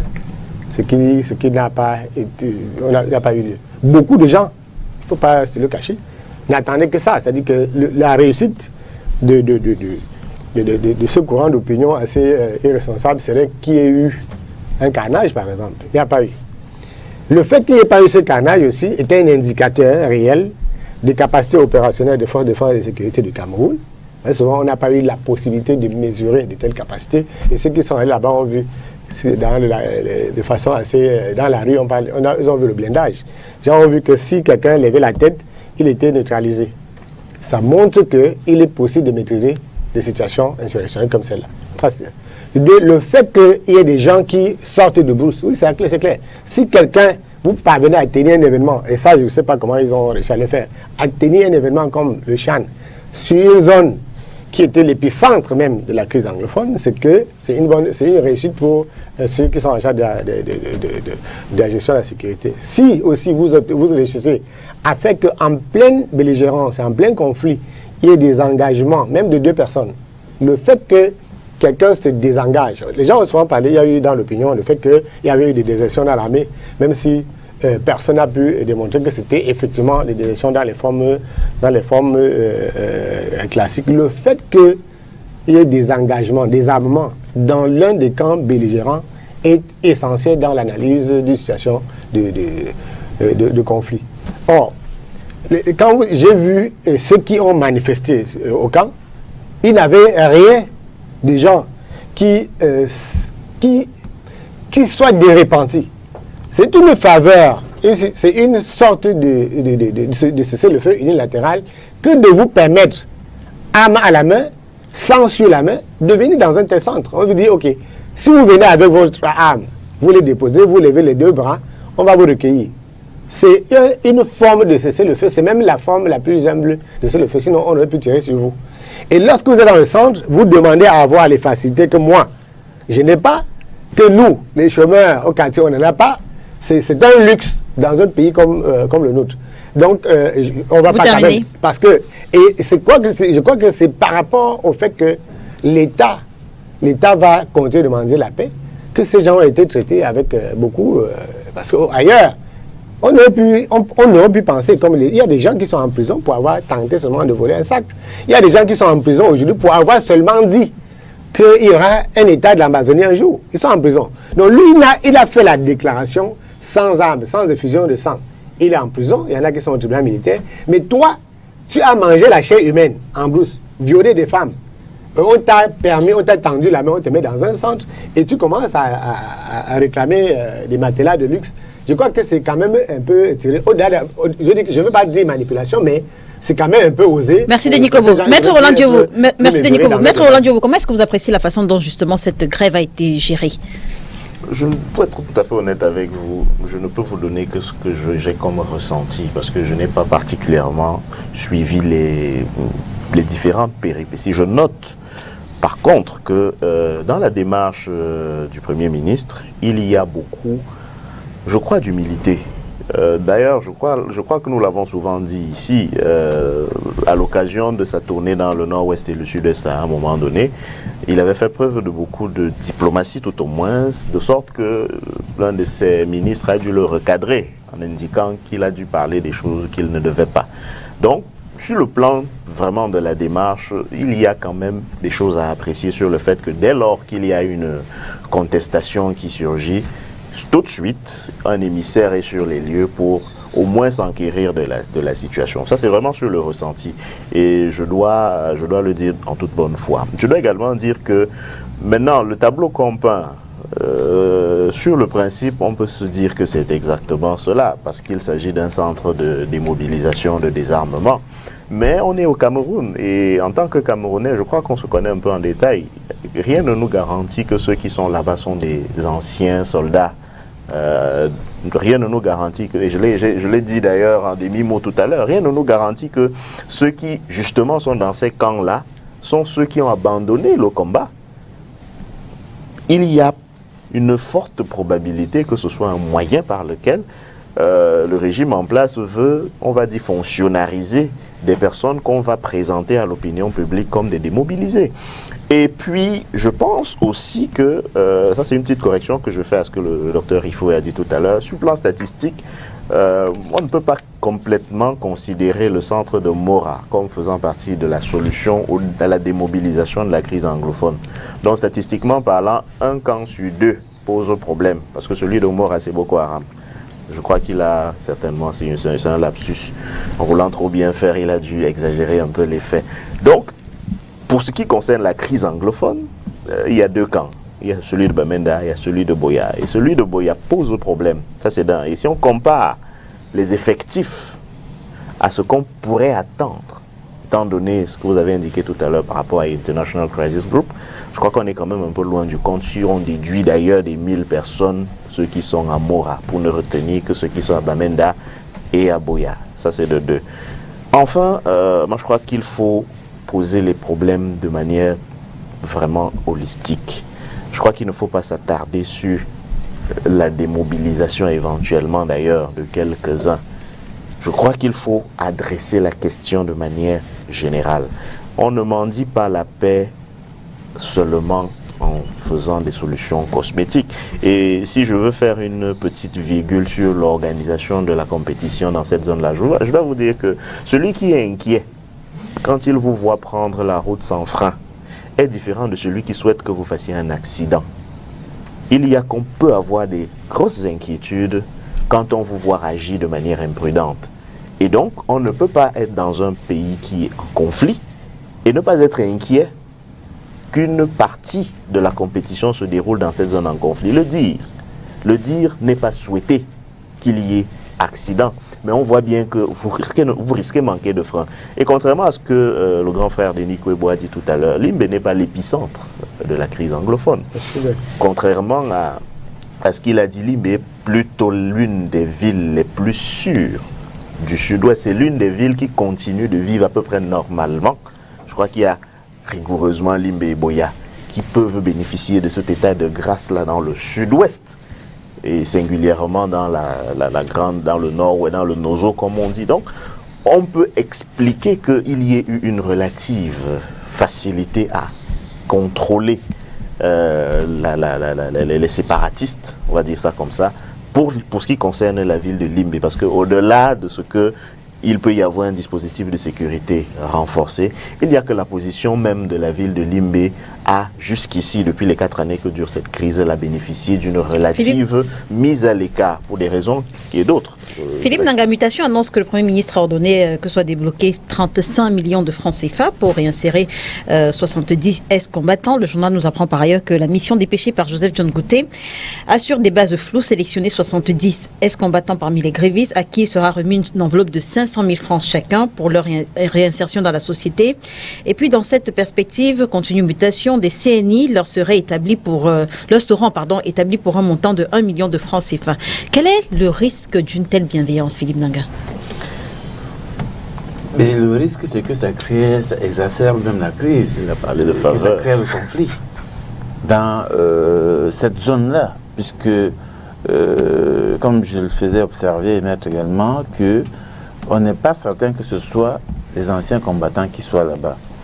Alors, s'il se trouve qu'effectivement, c'est de ça qu'il s'agit, vous imaginez qu'il y a plusieurs autres jeunes, n'est-ce pas, qui sont restés en société, qui auraient voulu bénéficier de cette faveur. Et donc, ils vont s'en trouver, n'est-ce pas, frustrés, et donc pourraient manifester également. C'est le risque. C'est le risque. Et ce risque-là peut s'étendre, ce conflit peut s'étendre à d'autres jeunes, parce qu'il n'y a pas que ces jeunes-là qui sont en difficulté. Il y a d'autres jeunes dans d'autres régions qui connaissent les mêmes difficultés. Autre chose également, c'est si c'est des anciens combattants. Alors, 500 000 francs pour leur réinsertion, je me pose des questions. Ça servira à quoi? Quel projet, quel accompagnement, quel est le dispositif d'accompagnement qui a été mis en place pour que ces 500 000 francs servent effectivement à la réinsertion? Quand on sait que techniquement, pour des jeunes qui ont été en zone de combat, qui ont mené des combats, ce n'est pas seulement la réinsertion sociale, économique dont ils ont besoin. Ils ont besoin aussi d'un accompagnement psychologique, parce qu'ils ont vécu des traumatismes. Il faut, n'est-ce pas, que de ce côté-là également, ils aient un accompagnement. Qu'est-ce qui est prévu dans ce sens-là? Alors, la promptitude avec laquelle on débloque l'argent et qu'on distribue à des jeunes comme ça, sans expliquer comment le dispositif fonctionne effectivement, me pose toujours un problème. Là, j'ai commencé à parler de questions de gouvernance. On est toujours dans la question de la gouvernance opaque. On ne sait pas exactement qu'est-ce qu'on fait, pourquoi on fait, quelle est la finalité, où est-ce qu'on mobilise les fonds, c'est quoi l'objectif, les résultats attendus, c'est quoi. On est toujours dans ce flou-là qui est entretenu depuis de longues dates et qui nous maintient dans l'état actuel des choses, où on n'a pas de solution. On n'a pas de solution à des problèmes qui sont connus pourtant. Donc là encore, si on peut apprécier la promptitude avec laquelle le Premier ministre est descendu, a commandé une mission, avec la promptitude avec laquelle les fonds ont été débloqués, on peut s'interroger sur le processus en lui-même. Comment on s'assure qu'il va produire les effets escomptés? Vous voyez? Parce que quelqu'un qui a été... aujourd'hui, on parle de l'économie des guerres parce qu'il y a des gens qui sont restés en brousse et qui rançonnent, qui gagnent beaucoup d'argent, apparemment, n'est-ce pas, dans cette guerre-là. Vous pensez que quelqu'un qui était peut-être en zone de guerre et qui, je ne sais pas moi, il se faisait de l'argent dans cette guerre-là, à qui on propose 500 000 francs pour sa réinsertion, vous pensez que ça peut être une solution durable? Je ne pense pas. Je crains que ce qui se passe dans le centre aujourd'hui puisse s'étendre hors du centre. C'est-à-dire qu'avec les 500 000, le gars, 6 mois, 1 an après, réalise qu'il n'a pas pu s'insérer socialement et donc est tendance à rentrer là où il était, si effectivement il était dans une zone de conflit. En 30 secondes avant le docteur. Merci infiniment. Les 30 secondes, c'est pour indiquer que quand on parle de démobilisation, il ne faut pas avoir la courte vue selon laquelle ceux qui sont dans ces centres-là sont forcément des combattants volontaires. Avec le phénomène des enfants soldats, on a bien vu qu'il y a des cas où des gens ont commis les atrocités que Denis décrit tout à l'heure, mais qui ne les ont pas voulu. Donc la situation de la zone de conflit fait qu'il faut tenir compte, et je prenais les 30 secondes pour souligner l'accompagnement psychologique, pour indiquer aussi que ça donne l'impression que ces centres sont peut-être simplement des prisons à ciel ouvert, parce qu'il n'y a pas vraiment si on donne 500 000 à quelqu'un parce qu'on estime qu'on l'a aidé, il aurait mérité la prison ou l'emprisonnement à vie. Je crois que là, ça montre qu'on manque de méthode et on peut être dans une démarche à l'emporte-pièce. Alors, docteur, revenons sur la façon dont le Premier ministre a géré cette crise. Est-ce que c'est une solution qui peut durer sur le long terme? Bon, écoutez, pendant longtemps, dans les sociétés occidentales, on pensait que tous les signes étaient blancs. Pour la simple et bonne raison qu'on n'en avait jamais vu un d'une autre couleur. Et puis, je crois, en Australie, des navigateurs ont découvert qu'il y avait des signes noirs. Il y a d'ailleurs un excellent livre sur le signe noir qui a été rédigé par Nicolas Taleb. Donc, je dis ça parce que j'ai le sentiment ici qu'on suppute beaucoup. Et on suppute pourquoi? Parce qu'on n'a pas d'informations. L'un des tout meilleurs spécialistes de la question du désarmement, de la déradicalisation et de la démobilisation, c'est un Camerounais. Et avant que ces centres ne soient mis en place, il a été reçu par le Premier ministre.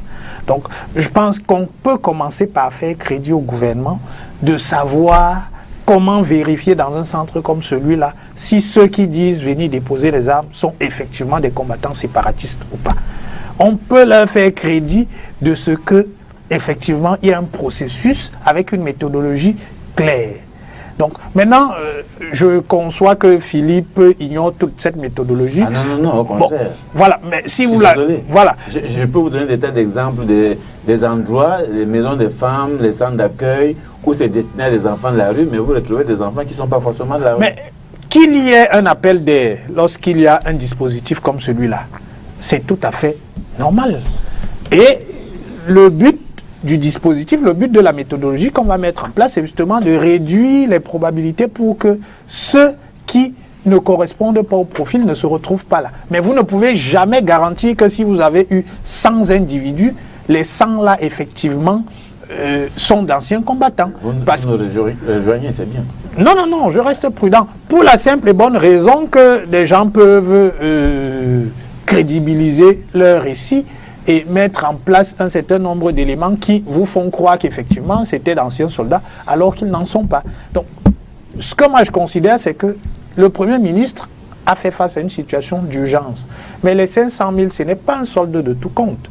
On ne leur a pas dit, OK, on vous donne les 500 000 et puis, bon, vous partez chez vous, vous allez voir ailleurs. Non, il y avait une situation d'urgence, une situation de crise qu'il fallait gérer. Il a fait preuve de promptitude en dépêchant rapidement sa conseillère et je pense qu'une issue heureuse a été trouvée. Je voudrais terminer en précisant quelque chose. J'ai indiqué, Maître Diop voulait me corriger, j'ai indiqué que le CNDDR au Cameroun, c'est pour la crise anglophone et pour Boko Haram. Donc effectivement, quand je comptais le centre de Mora, c'est parce que j'étais dans une perspective globale en considérant que nous avons deux crises auxquelles on fait face et que les anciens combattants de Boko Haram, il y a des Camerounais parmi, ont également droit à la démobilisation, au même titre que les combattants sécessionnistes. Maintenant, effectivement, il faut reconnaître que la procédure de démobilisation camerounaise est une procédure inédite. C'est-à-dire que ce ne sont pas des gens qui sont d'abord reconnus coupables d'un délit et puis qui sont absous. On leur dit, vous êtes absous a priori. Tout ce qu'on vous demande de faire, c'est de déposer les armes. C'est totalement inédit et je pense que cette mansuétude-là, il faut que ceux qui sont en brousse mesurent la valeur de cette mansuétude et qu'ils s'en saisissent. Non, peut-être parce que on éclaire aussi ceux qui nous écoutent. Docteur, il faut prétendre que nous n'avons pas toutes les informations. Ce serait peut-être bien qu'il nous éclaire sur les 500 000. Les 500 000, c'est pour faire quoi exactement pour que nous puissions avoir l'information et donc avoir une opinion plus juste. Il me semble que j'ai indiqué tout à l'heure que ce n'était pas un solde de tout compte. On a compris, maintenant c'est... Ce sont des individus. Les CNDDR, les centres de CNDDR ont un budget qui est un budget annuel qui vise à prendre en charge les différents postes de dépenses y afférents. Ça, ce sont 500 000. Le budget trimestriel des centres de DDR est de 75 millions de francs CFA. Voilà. Il est supposé prendre en charge l'hébergement, la nutrition et l'ensemble des activités qui sont organisées dans ces centres-là. Je ne pense pas que les 500 000 qui ont été remis en main propre à ces combattants rentrent dans ce budget-là. Mais justement, les 500 000, c'est pour faire quoi? Si ce n'est pas pour leur insertion sociale. C'est de ça qu'il s'agit. Si vous avez prétendu que ce n'est pas pour leur insertion. Non, ce n'est pas pour leur réinsertion, puisque le centre s'occupe effectivement de leur réinsertion. Et les 500 000, c'est pourquoi? Bon, je n'ai pas participé à la délégation qui a rencontré ces individus-là, donc je ne peux pas... Denis Kobo, selon la nouvelle expression, merci messieurs, selon la nouvelle expression, les pensionnaires du centre de DDR de l'extrême nord auraient pour beaucoup déjà été réinsérés dans la vie sociale. Qu'est-ce qui rend l'opération un peu plus complexe dans le nord-ouest et le sud-ouest? Ce qui rend complexe, c'est le fait que nous tous on ne comprenne pas exactement ce qui se passe. Je crois que c'est beaucoup de temps, je vois la passe entre Philippe et le temps, il faut dire que nous tous n'avons pas la même information. Il faudrait bien qu'on sache exactement. Et les gens ne sont pas... On ne se rend pas au centre de DDR à l'international. On ne se lève pas, on débarque là-bas, on dit je suis un ancien combattant. Tout récemment, je crois que ça fait pas longtemps, il y avait eu en une semaine 37 combattants du Lévi Alem qui s'étaient rendus. Ils appellent, ils se signalent à un numéro et on ouvre un couloir. On ne sort pas de forêt comme ça parce que ce sont des gens qui sont recherchés, qui sont fichés, qui sont connus. Donc, pour qu'ils partent de leur camp pour le centre de DDR, c'est un long cheminement. Donc, généralement, c'est les sous-préfets qui les accueillent avec... dans on voit tous ceux qui encadrent le DDR. Il y a des civils, il y a des militaires. Donc, c'est tellement complexe, même si les Camerounais... En fait, est-ce que ce sont les débats que nous on mène sur le plateau qui rendent difficile leur réintégration? C'est la question que je posais. Parce que les débats, vous savez... Oui, je suis content de savoir que si vous posez la question à quelqu'un qui n'a jamais été dans un centre de DDR, qui n'a jamais rencontré... Moi, j'ai rencontré un combattant en combat. Donc, si vous posez la question à quelqu'un qui ne sait pas où on combat, qui n'a pas rencontré un combattant, qui n'a pas été au centre de DDR, c'est pourquoi? La personne répond sur quelle base? Il y a deux types d'opinions. Il y a une opinion qui est une opinion factice et une opinion qui est une opinion informée. L'opinion factice, c'est ce que je pense de quelque chose. Et l'opinion informée, c'est ce que je dis de ce que je sais. C'est deux choses complètement différentes. Donc, si vous saviez comment est-ce qu'on prend un combattant de la forêt, de la brousse, pour le sang de DDR, ce serait une chose. Si on savait ce qu'on fait au sang de DDR, j'ai dit tout à l'heure qu'il y a plusieurs types, il y a plusieurs situations. Quand on est en situation de belligérance, c'est-à-dire les combats se déroulent sur la ligne de front, et une des parties, c'est-à-dire le gouvernement, l'État dit, on ouvre une passerelle. Si vous nous donnez la garantie que vous ne tirez sur personne, on ne tire pas sur vous, on vous prend. Ça, il y a des situations dans des pays comme Centrafrique, avec aussi un cessez-le-feu. Après le cessez-le-feu, on dit on va désengager ceux qui étaient des combattants. Ça, c'est autre chose, ce n'est pas la même chose. La démobilisation, le désengagement ailleurs, ce n'est pas comme ici. Nous sommes encore en combat. Donc, il s'agit d'une sorte d'amnistie, il s'agit d'une sorte c'est un cessez-le-feu. C'est-à-dire, j'ai dit que c'est un cessez-le-feu spécial. J'ai entendu les gens souvent dire il faut que l'État décrète un cessez-le-feu. Le cessez-le-feu actuellement unilatéral est de fait. Si vous ne combattez pas, on vous récupère pour faire la différence entre vous et celui qui combat. Et c'est comme ça qu'on vous amène au centre de DDR. Au centre de DDR, il y a des gens qui sont allés là parce qu'ils n'avaient aucun job. Ils ne savaient rien faire. Au centre de DDR, vous pouvez apprendre un métier. C'est ça c'est pas quand vous partez quelque part, on vous donne à manger le matin, vous chantez le national, on vous met là-bas. Donc là, ce n'est pas et il n'y a pas un contrat selon lequel on va vous donner une petite formation et on va vous payer pour avoir cessé le feu. Non, il ne s'agit pas de ça. Et c'est vrai que tout à l'heure, quand vous disiez sur le montant, j'ai écouté ceux qui ont fait grève. Ils ont dit quelle était leur revendication. Je voudrais que nous, on se limite à ce qu'eux-mêmes ils ont dit. Ils ont dit, nous avons des problèmes, nous sommes ici depuis longtemps, on veut partir. Ils n'ont pas dit qu'ils veulent qu'on les paye. Ils ont dit, on a des problèmes de libéralité avec nos familles. C'est pour ça que, par exemple, on peut leur donner 500 000. Moi, je suis embêté d'être en train de parler à la place de ceux qui gouvernent. Merci, Denis Kobo. On va sortir de ce sujet avec vous, Philippe Nanga, l'analyse générale que vous avez, parce que c'était pas une question sur la grève, je repose la même question qu'à Denis Kobo, parce qu'il n'y a pas répondu. Selon la nouvelle expression, les pensionnaires du centre de DDR, de l'extrême nord, auraient pour beaucoup déjà été réinsérés dans la vie sociale. Qu'est-ce qui rend plus complexe la situation dans le nord-ouest et le sud-ouest? Alors, c'est pas la même situation parce que dans le nord-ouest, c'est souvent des personnes qui ont été enrôlées de force et qui ont participé à des actions de force, pas parce qu'elles ont fait le choix, elles n'avaient aucune conviction qu'il fallait le faire, et qui, à un moment donné, n'est-ce pas, décident d'arrêter. Dans le nord-ouest, c'est souvent des gens qui ont eu la conviction, qui sont allés en bourse, qui ont pris des armes, qui avaient une position vis-à-vis de notre gouvernement. C'est plus complexe. C'est plus complexe. Donc je pense que la différence, elle est là. Là-bas, on a des gens qui sont des victimes. C'est des victimes. C'est des gens qu'on a enrôlés de force, qu'on a profité de la situation sociale, la pauvreté, la misère, donc qui ont participé à des exactions et à un moment donné, eux-mêmes veulent rentrer. Vous savez, au début, ils rentraient en famille, il n'y avait pas un dispositif. Jusqu'à ce que les gens disent, attention, vous ne pouvez pas, sortir des gens comme ça directement et les remettre dans les familles. D'où on a vite fait de créer ce dispositif-là pour permettre qu'ils aient un moment, un accompagnement psychologique et autres, avant de repartir en famille. Par contre, dans le nord-ouest, le sud-ouest, c'est différent. C'est des personnes qui ont pris des armes. Même si on peut aussi avoir une proportion des personnes là-bas qui ont été enrôlées de force, mais la plupart, théoriquement, c'est des gens qui ont estimé qu'il faut se battre. Merci Philippe Nanga. Voilà, en plus, la guerre est encore en cours. Et donc, voilà, c'est pas la même situation. Je pense que c'est un peu plus complexe. C'est l'éclairage dont on avait besoin. Et on sort de cette émission sur la visite du secrétaire d'État près de Saint-Siège au Cameroun. En 6 jours, l'émissaire du pape s'est entretenu avec le chef de l'État et avec de nombreuses personnalités administratives et religieuses. On va commencer par vous, Maître Roland Diowo. Quel message faut-il lire derrière ce séjour de 6 jours? Bon, moi, je crois que ça fait partie des démarches qui consistent à appeler le gouvernement camerounais à essayer autre chose pour résoudre cette crise, cette guerre fratricide. Il faut essayer autre chose que la guerre sur le terrain. Je crois donc que, comme d'autres partenaires du Cameroun, parce que je dois indiquer que dans le cas d'espèce, l'Église catholique n'a pas agi comme organisation religieuse, mais comme État. Celui qui est venu au Cameroun, c'est le secrétaire d'État, c'est l'équivalent, je crois, du ministre des Affaires étrangères du Vatican, de l'État du Vatican.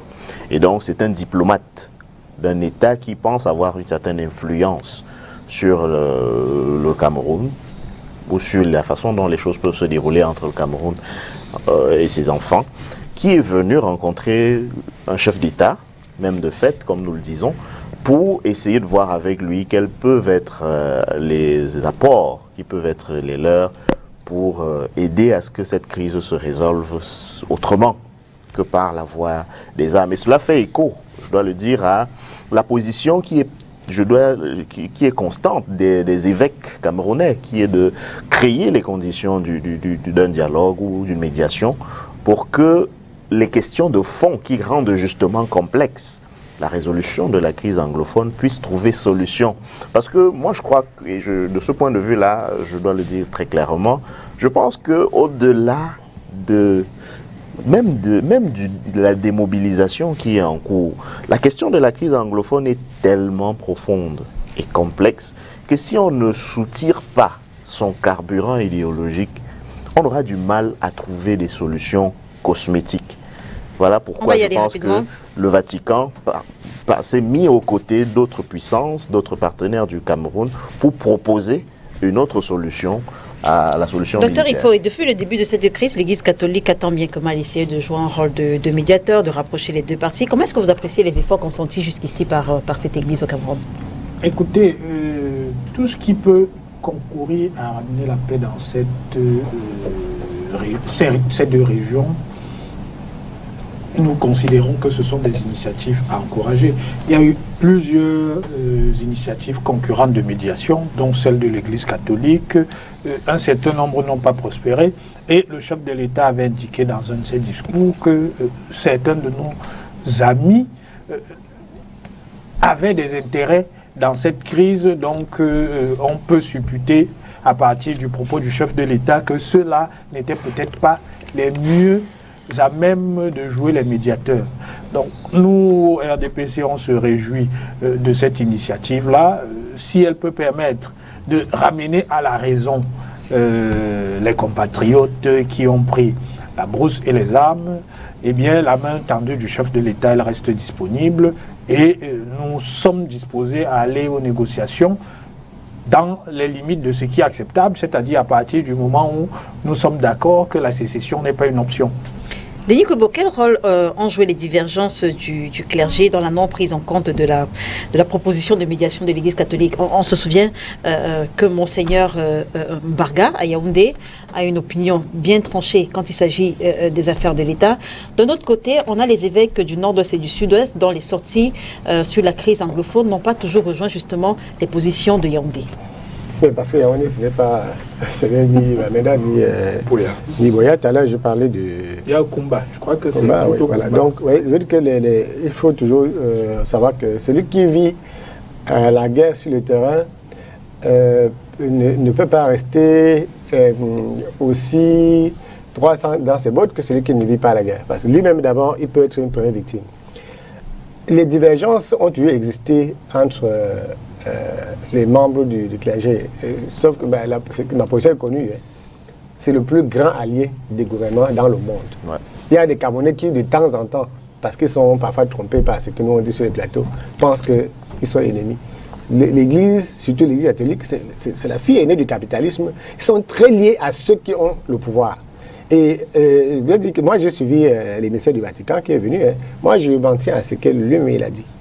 Et je crois que peut-être c'est un recadrage, un recentrage de la position du Vatican sur ce qui est en train de se passer au Cameroun. Parce que quand on a vu ces mouvements, ça rompt un peu avec les clivages qu'il y avait entre les membres de la conférence épiscopale nationale. Je voulais aussi dire que les pasteurs, les prêtres, les évêques participent aujourd'hui au processus de DDR. Ils participent à... Il y a des négociations très sectorielles, souvent dans un village, dans un coin du Nozo, qui peuvent se passer, puisque le travail d'un pasteur de l'église, que ce soit l'église catholique ou l'église protestante, c'est de faire en sorte que les vies soient préservées, c'est de faire en sorte qu'il y ait la paix. Et ce travail-là se fait plusieurs personnes, justement, sortent. Je suis au courant des gens qui ont été ramenés dans les centres parce qu'ils sont d'abord réfugiés dans une église. Ils ne partent pas n'importe où. Il y en a qui se réfugient chez le pasteur ou chez un prêtre. Et ils appellent pour être sûrs qu'ils sont en lieu neutre et que, oui, c'est en réalité, c'est la posture des hommes de Dieu aurait pu être celle-là que, en tout état de cause, les vies soient préservées, qu'en tout état de cause, la paix revienne. Une seule seconde pour dire que la façon camerounaise de découvrir la guerre nous est préjudiciable. Les Camerounais qui ont découvert la guerre avec la guerre du Nozo et la guerre de Boko Haram, on a passé 1 an et demi, il y a eu des conférences de presse des ministres de la communication à l'époque, quand nous étions sur ces plateaux, pour dire qu'il n'y a pas la guerre à l'extrême nord, qu'il n'y avait pas eu la question. Et aussi les Camerounais qui pensaient des tas de choses. Le fait que le Camerounais, sur votre plateau, et c'est vous qui animez l'émission, on a eu un invité, un homme politique, qui a démontré qu'on n'appelle pas cela la guerre. Qu'on n'appelle pas cela la guerre. Donc le fait pour nous, le fait que...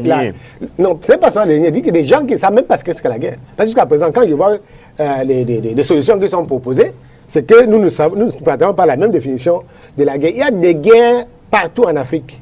Il y a des guerres en Asie. Il y a des guerres sur des parties de l'Amérique.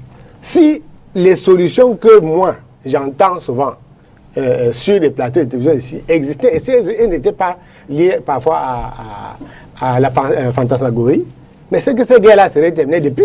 Les papes auraient envoyé les gens là-bas dire que bon, arrêtez de faire la guerre. Philippe Nangaka, on sait que l'Église catholique a pendant longtemps essayé de se faire entendre dans cette crise. Pensez-vous que cette visite ait le pouvoir de repositionner l'Église catholique camerounaise dans le processus de médiation et de paix? Je crois que oui, parce que ça a été relevé. C'est un représentant d'un État qui est arrivé. Autrefois, c'est les évêques du Cameroun qui prenaient des positions, qui ont essayé de faire des propositions. Mais là, je crois qu'ils ont dû faire appel à leur hiérarchie, n'est-ce pas, pour que leurs propositions, leurs suggestions, n'est-ce pas, soient entendues. Il me semble que c'est ce que le représentant du pape est venu faire, rencontrer le président de la République pour lui réexpliquer, n'est-ce pas, la position de l'Église catholique et lui faire des propositions qui avaient déjà été faites par la conférence épiscopale nationale. Je crois que c'est de ça qu'il est question et effectivement, c'est dans l'optique probablement de repositionner l'Église catholique dans le processus de médiation parce qu'il faut dire que, contrairement à ce que les gens pensent, la fin du conflit armé dans le nord et le sud-ouest ne constitue pas la fin du conflit. Donc, il faut régler ce problème-là de manière durable et c'est pour ça, je pense, que les différents acteurs s'activent au-delà de la fin, n'est-ce pas, du conflit armé, de voir dans quelle mesure ce problème anglophone qui dure depuis plusieurs années trouve, n'est-ce pas, une solution durable. Quels sont les atouts maîtres de l'Église catholique? Je veux dire, qu'est-ce qui pourrait lui permettre d'être un acteur clé dans la résolution de ce conflit? Je suis peut-être mal placé pour faire l'exégèse de la force de frappe de l'Église catholique, voyez-vous, mais on peut quand même indiquer... Maître Dieu n'est pas chrétien. Le docteur, il faut... ce n'est pas le débat. Allez-y, voilà. Non seulement ce n'est pas le débat, mais les convictions religieuses des uns et des autres ne regardent qu'eux-mêmes. Voilà.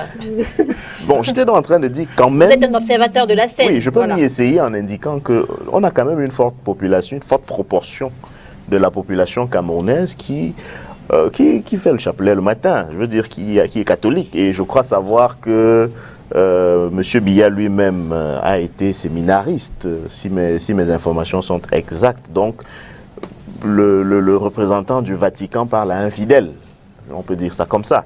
Donc, du point de vue de l'influence quand même, on peut penser que l'Église catholique peut se prévaloir d'une certaine influence au Cameroun et dans des sphères importantes de décision dans ce pays. Et je crois que c'est sur ce levier-là essentiellement que le Vatican a voulu jouer. Le deuxième levier, c'est qu'on voit bien que sur le terrain de la crise anglophone dans le nord-ouest et le sud-ouest, les évêques de cette zone-là sont quand même en avant-poste. Et il faut dire que malgré le Ghost Town, une messe a pu être célébrée.